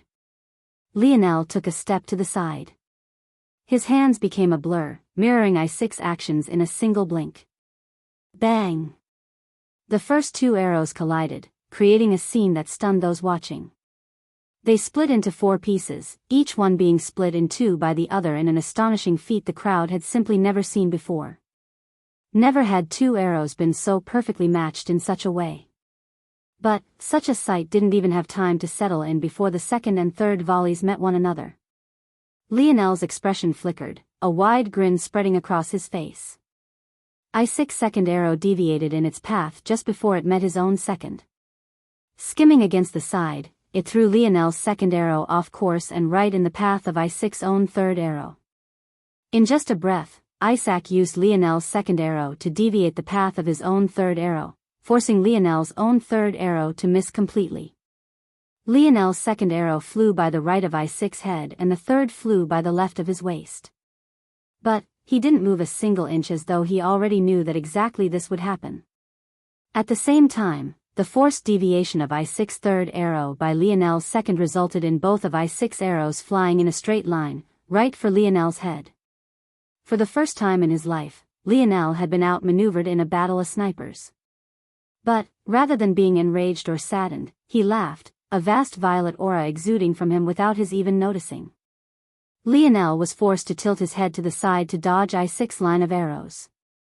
But, in the split moment of being off balance, Isaac had already launched 4 more arrows, his gaze focused and his mind running on overdrive. He had never felt so focused in his life, so absolutely in control. This battle, he would win it. Right when Lionel shifted his head to the side, the first in line's second arrow suddenly dipped down, ripping into his shoulder. A skidding white mark was left on Lionel's skin as the arrow almost drew blood. His mind had been quick enough to pick up on the change, but he hadn't been quick enough to activate his bronze runes in that area, causing the white mark that was there now. But Isaac seemed to have already long since been aware of how strong Lionel's body was, because the third arrow which had been following the trail of the second fell in line perfectly. As though taking the white mark on Lionel's shoulder as a landing strip, it burst with a flood of force, piercing into Lionel's left shoulder. A spray of blood began to fall down Lionel's arm, his grip over his bow turning somewhat weak. However, there was no chance for rest. A volley of 4 arrows was already in the air, and it was hard to tell just what sort of unpredictable tricks Isaac had hidden within them.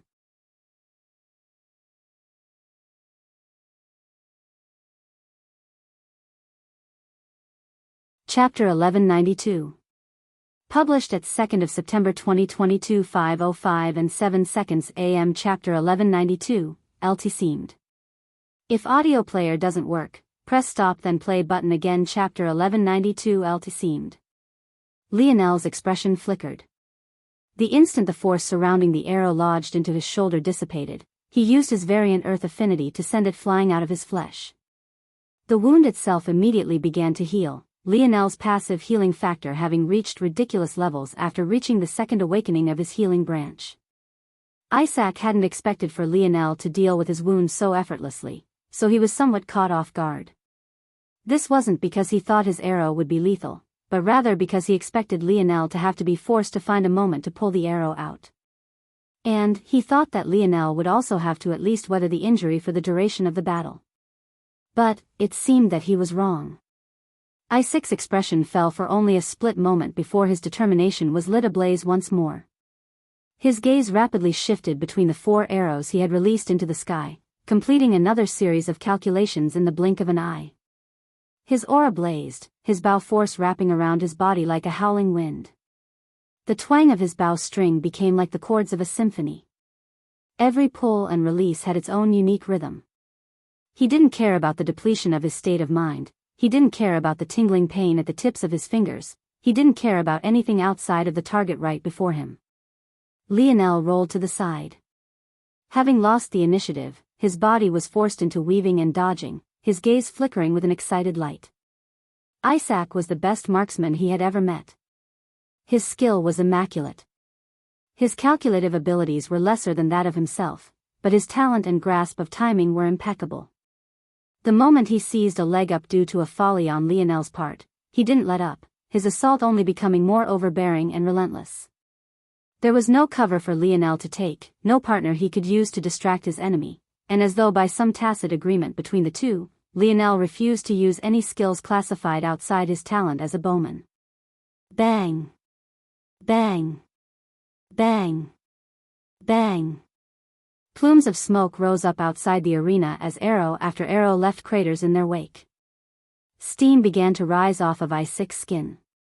His fingers trickled with blood, his back burned from the strain and his shoulders cried out. But he pulled one arrow after another, slowly forcing Lionel back into a corner where he wouldn't be able to step either left or right. Isaac slowly shifted to the side, taking his first steps of the battle. His base remained steady and his feet were heavy. Everything he did was perfect and without flaw. He forgot about everything else, his mind touching an ethereal state where even the pain and aching of his body vanished. And then... bang! A towering pillar of force rose into the skies. Isaac's aura shifted, his arrows beginning to carry with them the screeching sounds of metal grating on metal as they tore through the skies. At that moment, Orinik and Ganner's gazes narrowed, their expressions becoming serious. Natural bow force. Under the shocked gazes of the crowd, Isaac broke through just as he forced Lionel into a corner. And yet, the man himself didn't even seem to notice. All he could think about was growing powerful enough to defeat the enemy before him, releasing an arrow with enough strength to rip through any defense before him. Shoo! Shu! Shoo! Shoo! The arrows whistled through the skies, their momentum leaving streaks across space and threatening to tear lines into the fabric of reality. However, while they were far from accomplishing such a feat, they were more than enough to shred apart Lionel's defenses. Bang! Bang! Bang! Bang! A cloud of dust billowed into the skies, covering the scene of everything in the corner of the arena. The crowd watched on in awe. A battle that had started with such a fascinating beginning had turned completely one-sided and lost much of their attention. But, the instant of I-6 breakthrough, it was as though all eyes had been glued to him. Natural bow force. Wasn't the conclusion obvious? However, right then, before the smoke could completely clear, a laughter sounded from within it, causing the plumes of debris to forcefully disperse. Lionel's figure was revealed. Much of his clothing had been drenched in blood, but the skin beneath was completely unscathed. What was obvious was the fact the final volley of arrows carrying natural bow force hadn't touched a single hair on his head. I understand now, it makes so much sense. So you can use bow force like that. Lionel was absolutely fascinated. When he thought of the potential applications and what he could do when he gained the skill to do so, he was ecstatic. Maybe he didn't even realize how much he loved the bow until now. Maybe he loved it even more than he did crafting. It was almost a shame that he was given the spear domain heirloom instead of the bow domain heirloom. Let's finish this. Lionel, who was now confident in his ability to dodge I-6 arrows, stood to his full height, tall and proud. He didn't seem prepared to run as he drew his bow, even knowing that Isaac held the initiative in his hands. He exuded all the unbridled confidence in the world. However, just as Lionel was about to knock another arrow to begin his counter, he blinked, slowly lowering his hands. Isaac still stood tall, blood trickling from his fingers, but he was completely unmoving. He swayed slightly in the wind before he fell backward, crashing outside of the arena. He had given everything he had in that last strike. By the time the last arrow was released, he had already lost consciousness. He was in no state to battle. It seemed that Lionel had won.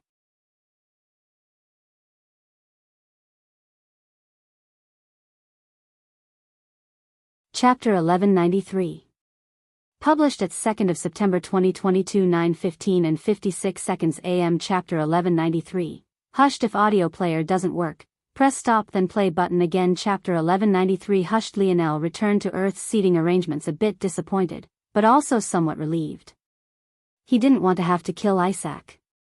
Not only had he just enlightened him to many things, but he also understood where Isaac was coming from. Lionel had long since grown past the point of allowing guilt to weigh down his soul and threaten his life.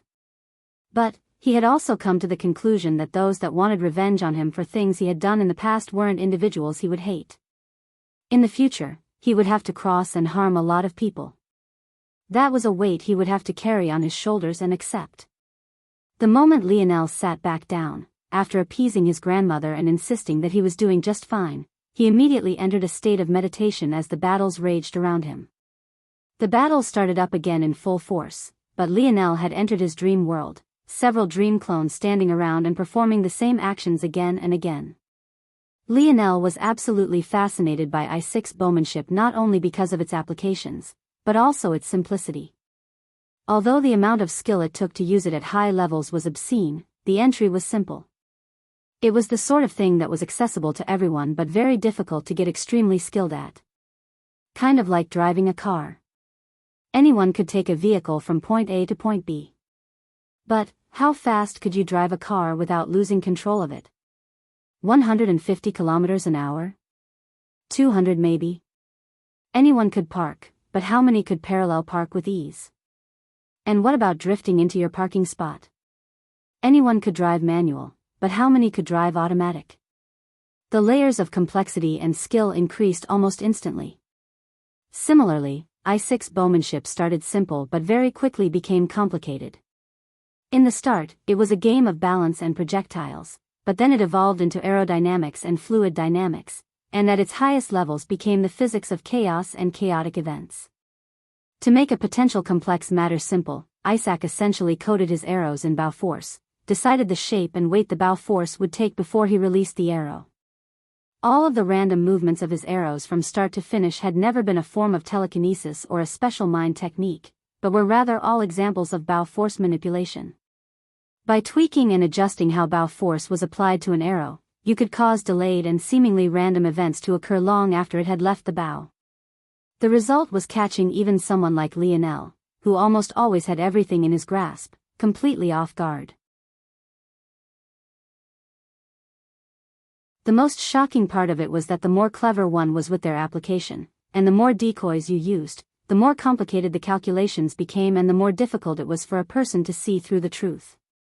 Lionel was so used to being able to directly pinpoint the trajectory of an arrow or projectile because it always followed a simple parabolic shape. He only had to take into account gravity and the force behind it, adding in a sample of the sound it caused for extra measure, and he could tell almost everything about it from the location it was shot from to exactly where it would land in the blink of an eye.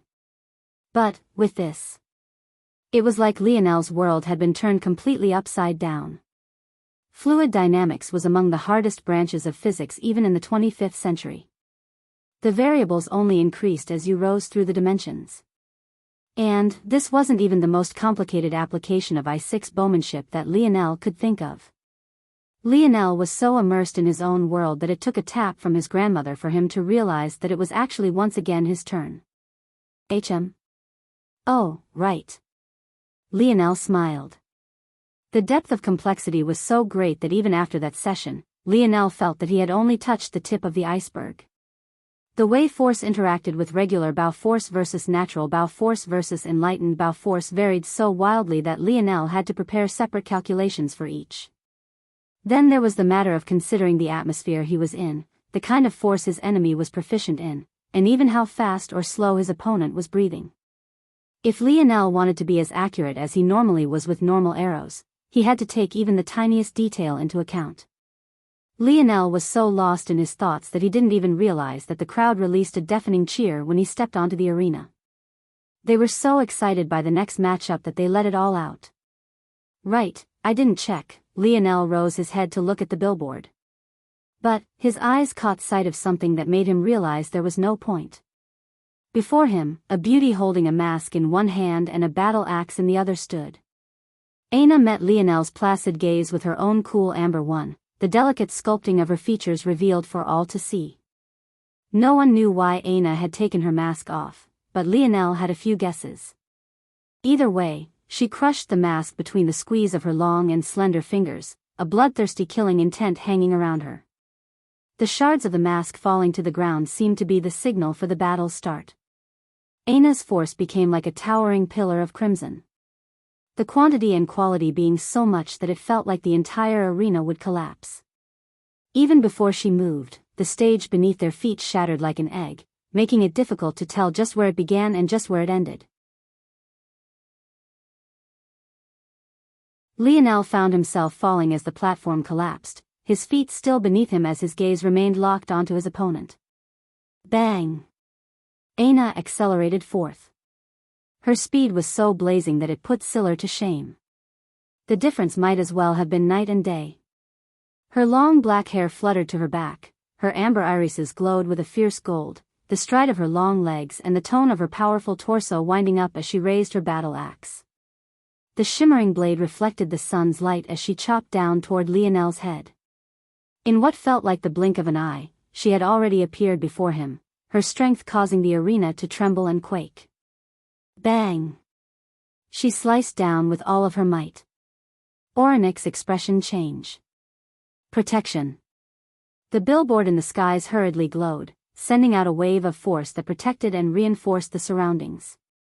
A blade force shot through the earth, rising like a wall of dividing light and continuing to the point it crashed against the spectator stands. Screams of horror and fear resounded as the golden barrier quaked, threatening to crack beneath the pressure and collapse entirely. The strength was absolutely unfathomable. If Orinik hadn't reacted so quickly, it was impossible to tell just what would have happened to the arena. Numerous gazes landed on the collapsed stage, no one caring for even a moment about the other battles that had been forced to stop amidst all the commotion. But what they saw when the smoke cleared was something they would have never expected to see. Their goddess had her head buried into a man's chest, uncaring for his bloody and sweaty mess of a ripped shirt. She wrapped her arms around him so tightly that it seemed as though she was scared he would disappear. A hushed silence fell over the arena.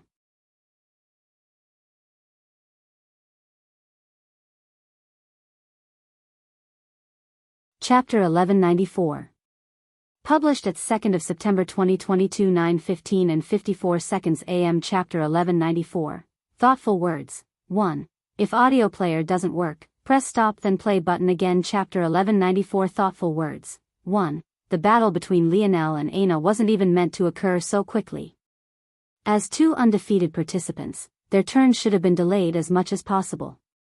But, due to how poor Lionel had looked in his battle with Isaac, and the fact Isaac himself was also undefeated for the time being, despite winning, Lionel lost priority to the Arundo family heir. The result of these series of events was this battle occurring a lot earlier than anyone could have expected.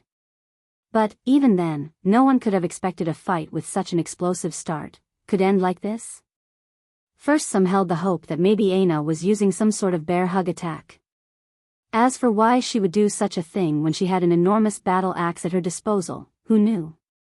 But, when it came to matters of fandoms and unrequited love, people were willing to believe the most ridiculous of things. But, it soon became apparent that this wasn't what was happening at all. No one knew what to do. The other battles had come to a grinding halt, the audience's attention was entirely on the duo, and even Orinik had no idea what he's supposed to do to. Shit. And here I thought because that Viola family was wiped out she would be easy pickings. Ganner mumbled beneath his breath. Even when the Void Palace was taken into account, Ganner could only think of maybe 2 or 3 beauties on the level of Aina, and each of them was far beyond his reach. He was starting to regret having volunteered to come to this place. There was nothing but disappointment around every corner. If Aina was untalented, he might still be able to do something. But, from what it seemed from her previous battles, one of those golden tokens was almost guaranteed to be for her. If it wasn't certain before, that attack just now practically set it in stone. Wait, this is a huge scandal, isn't it? Ganner suddenly began to laugh. That Richard guy said she was his fiancée. Then that Miguel guy went to save her and there's a bunch of rumors going around about that. But now she's hugging a third guy on stage. Fuck, this is more entertaining than watching these weaklings battle.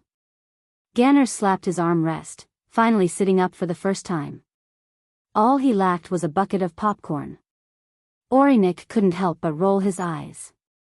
The mighty Void Palace's selection had turned into a soap opera and this guy was just eating it up. Where was the dignity and pride he should have had as a disciple of the strongest organization of the human domain? Orinik didn't seem to notice that while he was shaking his head, his eyes, too, hadn't left the scene before him. Orinik and Ganner weren't the only ones with their own reactions. When it came to the geniuses of Earth, not to mention Savon, Yuri and Miel, they were all stunned. Even Lionel's grandmother wasn't sure of how she should be reacting. She felt like she was in the middle of a teenage drama she was about 200 years too old for. Well, she's very beautiful. But, what about her character? My grandson doesn't seem to be very happy with her. What do I do? Roja felt the need to remind her grandson that when a man draws a boundary, he should keep it, or else his woman would never respect him the way that she should. However, she felt that it wasn't her place to overstep again. She still felt like she was walking on eggshells around her grandson, scared to push him away. It was the kind of thing that could only be solved with time and patience. No matter how much Lionel said it wasn't a big matter, Roja still felt the need to only slowly integrate herself. As for Lionel's brothers, they were stuck between deciding whether they should be high-fiving or preparing for the next world war. When it came to the women, their eyes glowed as though they were watching a great romance unfold before them, their hearts fluttering as they wondered when they too would meet the man of their dreams. Savon and Yuri looked toward one another. They felt that Aina had way too many surprises in store for them. Neither of them had ever expected things to go down this route. They had spent the last couple days with Aina, but she seemed to be no different from the Aina they had known long before her personality was taken away from her. It was difficult to tell what had changed or what was truly going on in her mind. In that time, they had all dodged the issue of Lionel not wanting to hurt Aina. And, Aina herself never brought him up, so they had never gotten an accurate read on what her thoughts were. In fact, now that they thought about it, Aina should have figured out that Lionel was in her group a while ago. They had been preparing for their own battles so much that they hadn't picked up on these tiny details, but she most definitely had. This should mean that this matter was likely planned by her. She had wanted to do this from the very beginning. But, what exactly would the result be? Emil himself watched on with a complicated expression. This was his daughter, his little girl. Every father would feel some hesitation when it came to trusting their children and choosing their partners for a lifetime. For Emil, it was especially difficult because he knew everything that Aina had gone through. After all, much of it was his fault to begin with. He knew that his daughter had had her first boyfriend while he was away, but this was the first time he had laid eyes on the young man while knowing that he was the boyfriend in question. He couldn't help but stare at Lionel's face for a very long time, his brows furrowing into a deep frown. Aina, though, didn't seem to care about the eyes and ears and everyone else. In her world, there was no one else but her and the young man before her.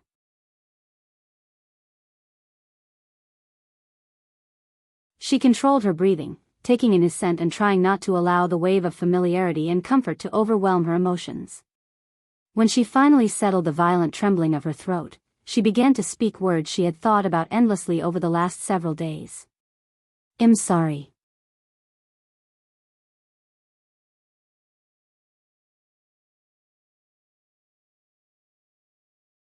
Chapter 1195. Published at 2nd of September 2022 9:15 and 52 seconds AM. Chapter 1195. Thoughtful words. 2. If audio player doesn't work, press stop then play button again. Chapter 1195. Thoughtful words. 2. The voice was soft, but there were too many strong individuals in attendance for it not to be hard. But once again, it was as though Aina couldn't be bothered to care. Usually, it was always Lionel putting up sound barriers making the two of them invisible. Aina didn't know how to communicate silently nor did she care to. I know the words don't mean much, but I still wanted to say them. I know that I hurt you. I was so worried about protecting myself and putting up barriers so I wouldn't have to suffer pain again that I put the only man I cared about in harm's way.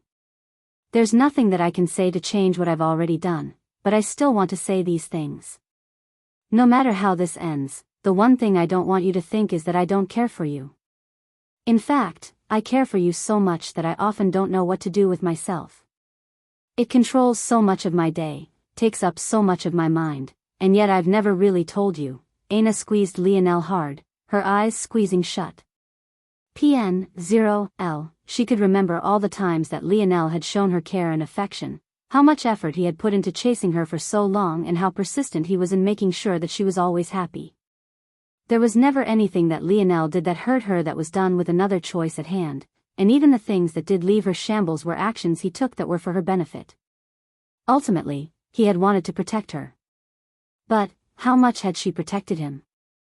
Aina could think of so many times Lionel's care for her was clear and obvious, but when she placed the same scope on herself. Why was it that she couldn't do the same? What did she give him? Her body? Was that all she could do to show her affection? What then was different from her compared to any other woman?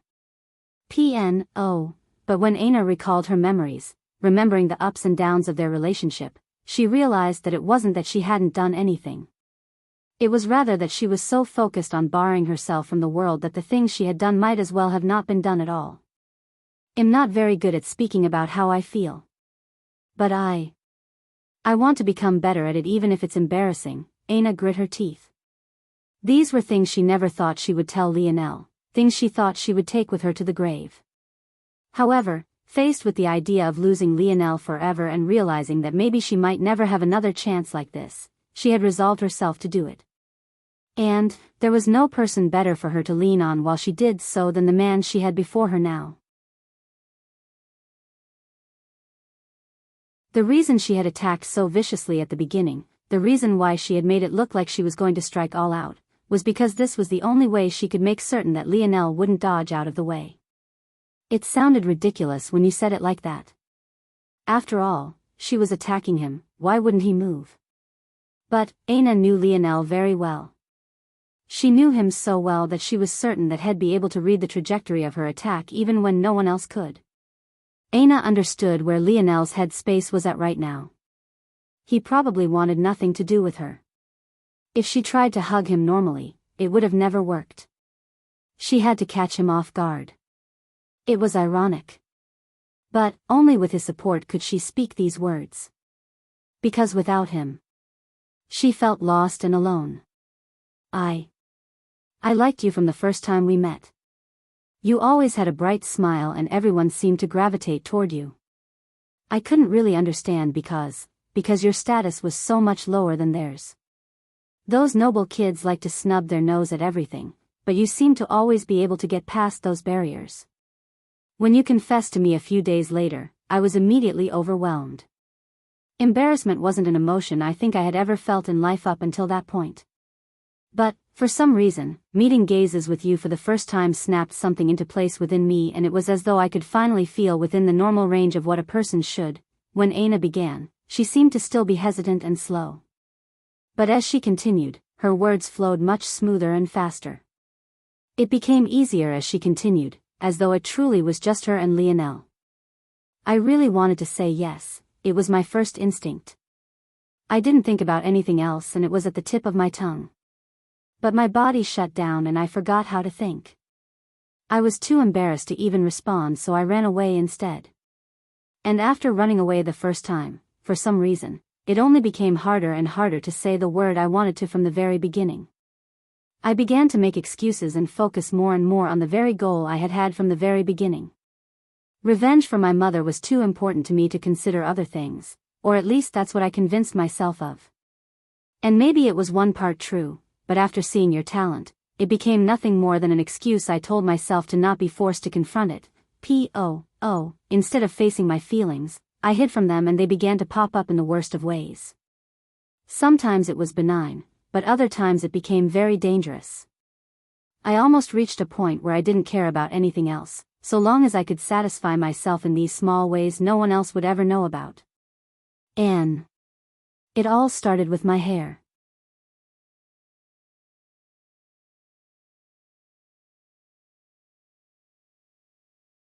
Chapter 1196.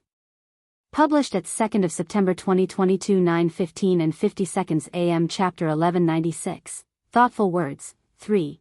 If audio player doesn't work, press stop then play button again. Chapter 1196. Thoughtful words. 3. It started off fairly innocent. I like to learn things about you and found methods of doing so. I couldn't go to your games because they were often at night and there was a small period of time between classes and curfew I could use to train. But I always watched the live streams. During one of your post-game interviews, the interviewer asked you whether you preferred girls with short or long hair. I remember not liking the question. Shouldn't she have been asking you about football? And why was she so flirty? But I distinctly remember you saying long hair. Back then, I remember being traumatized and I agonized over it for several days. A part of me thought you just answered randomly because the interviewer made you uncomfortable. But another part of me couldn't help but look in the mirror, hating my short hair. I always found long hair to be annoying. It also got in the way, it took way too long to dry after a shower, and whenever I trained I had to make extra care not to let it get tangled or caught by an opponent. But, after that day, I couldn't bring myself to cut it anymore. Aina thought too highly of Lionel's opinion. Even if it was a joke, even if it was an offhanded comment to get the interviewer off of his back, she still did it at a great inconvenience to herself. She had always been about optimizing her training, but for the first time in her life, she chose to do something decidedly against her philosophy, just for the small chance at making Lionel happy. She lost count of the number of times she had done exactly that. She stopped wearing tomboyish clothes and started wearing dresses to school. She began to worry about her appearance a lot, even changing the settings of the mask that hid her scars to a slightly more beautiful setting. She even remembered regretting choosing a setting that was so normal when she could have made herself the most beautiful girl in school with the change of a few settings. These were all small and petty things she did for herself that no one could ever prove otherwise. They were all small and under the table, and many of them happened over such a long course of time that Lionel would have never thought that he was the trigger for any of it. Many would have thought that Aina was simply growing up, sliding into her feminine charms more as she matured just like every other little girl did. How many young girls were boorish tomboys in their youth, only to become prim and proper young ladies when they grew. It wasn't a rare thing at all. But Aina was practically going against everything she was, just to fit into an archetype she wasn't even sure that Lionel liked. She couldn't talk to him outside a classroom setting without her brain turning into a bonfire, so all she could do was pick up hints and clues from his passerby conversations with his friends and the tidbits she grasped from interviews. She built an entire persona, a woman that wasn't even truly herself, just to make Lionel happy. And the sad part. He had already liked her. He had already said as much. In fact, he told her almost every day, without reserve and without the slightest hint of embarrassment. I remember every time you confessed, I could recall them all. And each time, I respected you so much more, liked you so much more, because you could do exactly what I seemed to have no ability to do. Express your feelings as openly and honestly as you want to. Aina poured out her soul. She didn't hide even the most embarrassing things she had done, like the time she painted the nails on one hand blue and the other violet and tried to see which one Lionel noticed because she couldn't figure out which was his favorite color. Or the time she did hanging drills at the end of her training, hoping she would lengthen her spine during the period she thought Lionel might like taller girls. Or that time she spent practically all the money she had earned during one of her summer internships on a jersey signed by Lionel that, to this day, sat in a corner of her spatial ring. A jersey she never thought would ever see the light of day. She spilled practically everything a young and naive girl would do for the sake of her crush. Except the difference was that normally nobody else but her should have been aware of this obsession, but she revealed it all without holding back as though she was truly scared that Lionel wouldn't understand just how much she cared. I did all of these things but I could never take the final step. And I knew that I was running out of time. That day was coming and afterward, I didn't know if I would ever see you again. It was one of the greatest regrets of my life, not being able to drum up the courage to explain things to you.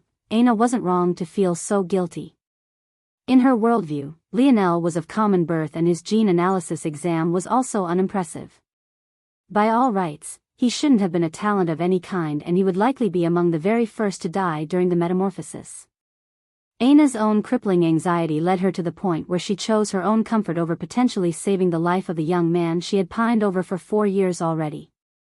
It was then that she should have realized just how much of a problem her own emotions were becoming. It was then she should have realized that she was letting something other than her reason dictate her actions. But by then, it was already too late. I was racked with guilt and I couldn't even look you in the eye. Things only became worse after the first trial and my benign actions became decidedly less so.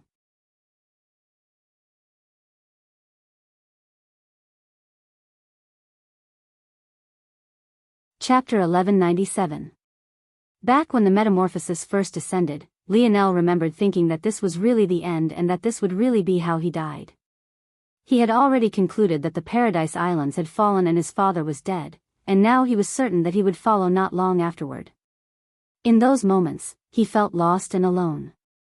He remembered the only thing he had wanted in those final seconds he thought he had was for Aina to look at him, to just spare him one glance as that portal-like wormhole approached them. He remembered feeling as though his heart was being stabbed through because even then, even when there was nothing else to live for, the girl he had chased for 4 years didn't even want to look at him. Even now, he could remember how each individual strand of her hair had fallen to the back of her head before he was sucked away and completely lost consciousness. However, what he hadn't known was that Aina didn't look him in the eye because she couldn't. In those moments, she thought that Lionel was dead, that she would never see him again. It hurt for Aina to admit any of this, but she gritted her teeth and did so anyway. She felt that she had to. When I saw you came out alive, I was the happiest I had been in a long time. But, I felt that I didn't deserve you. I had done such a horrible thing all because I couldn't open my mouth to speak, so I did something I thought would make you hate me. And I killed Conrad in the most gruesome way possible. Even now, Aina could remember Lionel's smile fading from its usual bright ray of sunshine. That was the moment the thing she did for Lionel became twisted and dark, so much so that she had a hard time even looking at herself. I realized soon after that what I did was wrong. You had been going through a tough time back then, adjusting to a new world. And, instead of supporting you like I should have, I gave you another dose of trauma, Aina didn't realize how bad it was until Lionel went out to fight those great invalids all on his own. He was suicidal and it was her who had pushed him to that point. Visit. For a better user experience, of course, this wasn't true. Lionel had also let himself be killed by that Mayan girl, his guilt having become far too much. But this wasn't something Aina learned until much later, so the guilt of pushing the man she cared for to such a point weighed on her even heavier. And now, she had almost caused Lionel's death not just once, but twice. Luckily, I was able to find you before things got any worse. But I still couldn't open my mouth to say anything. When those bandits came to take advantage of how tired you were and I saw how angry you got when they disrespected me, even to the point of not caring about the deaths and killing them directly, one part of me felt happier than she ever had, but another part only felt even more guilty. Me, being the idiot that I am, instead of expressing that in words, punched you in the chest to wake you up from your anger. I was just so mad that you kept putting others before yourself, that you kept putting me, a woman who didn't deserve your care or affection, before yourself. Aina bit down on her lip hard, as she brought herself to parts of her planned words that were the hardest to say. Even compared to the others, she found that she was almost dying on the inside piece by piece as she said them, but she refused to repeat her past mistakes. Aina took a deep breath. Your memory is very good, so I'm sure you remember the Joan of Arc zone we entered. Back then, I didn't know what to do and I felt like I was making mistake after mistake. Not even the small kinds of mistakes, the kinds of mistakes that you couldn't take back and you would regret for a lifetime. But to the me of back then, the appearance of that zone was like a heaven-sent opportunity. Despite the fact I knew it was an 8-person limit, I lied to you and said that it was 2, visit. For a better user experience, Lionel remembered this especially well. He remembered Uncle Montez telling him that maybe the easiest thing for a scanning device to do was set the entry limit. It might make a mistake in deciding exactly what the quests and main mission were, but it would never make a mistake in something so fundamental and easy to measure. Lionel had already concluded back then that Aina lied to him, but he didn't mind. The time they spent in the zone had brought them closer together and he had already put his rose-tinted glasses back on. He had also learned about her family back then, so he had assumed that she wanted to gather more treasures to get stronger, faster. But, he had never thought that the truth was, I wanted to spend time with you. I didn't know how to make it happen, but this was the very first chance we seemed to have. I never seemed to have trouble talking with you in class about work-related things, so I thought that if we had a task to finish together, it would be easier for me to finally speak with you. And I was right, we grew a lot closer, but I still felt a heavy amount of guilt. This was something I ran from for a long time. Even when we fought against the Royal Blue Fort together and you teleported me away, the fear of being found out by you fueled my anxiety even more and it made me shut down the possibility of coming back. I didn't trust you with my burdens, I didn't tell you the truth about a lot of things, I couldn't even bring myself to explain how I almost died at the puppet master's hands. But it was never your fault, it was always mine. I didn't trust you because I couldn't even trust myself. I made so many mistakes, hurt you in so many ways. Aina finally couldn't hold back her tears. They began to drench Lionel's chest like a flood. Visit. For the best no_vel_read_ng experience. I'm sorry. I'm sorry, Lionel. Please let me make it up to you. I'll spend the rest of my life doing so if that's what it takes. I love you. Aina gripped the back of Lionel's shirt hard, pushing out those final words with all the strength she could muster. She struggled to clear her gaze, looking up with what little stamina she had left. It was like explaining all of these things had left her beaten and battered, her heart itself being covered in bruises of blue, green, purple and the deepest of blacks. But, what she saw when her head looked up left her breathless, as though she had been knocked down once again, her barely paused tears coming back in a second torrent. However, this stream seemed far from finishing. Those indifferent pale violet eyes looked down at her. They didn't carry hatred or malice. It was almost as though they were gazing upon a stranger, a person of times long since past, a woman it had no feelings for. And then, his lips moved. So what? Author's note, FUCK.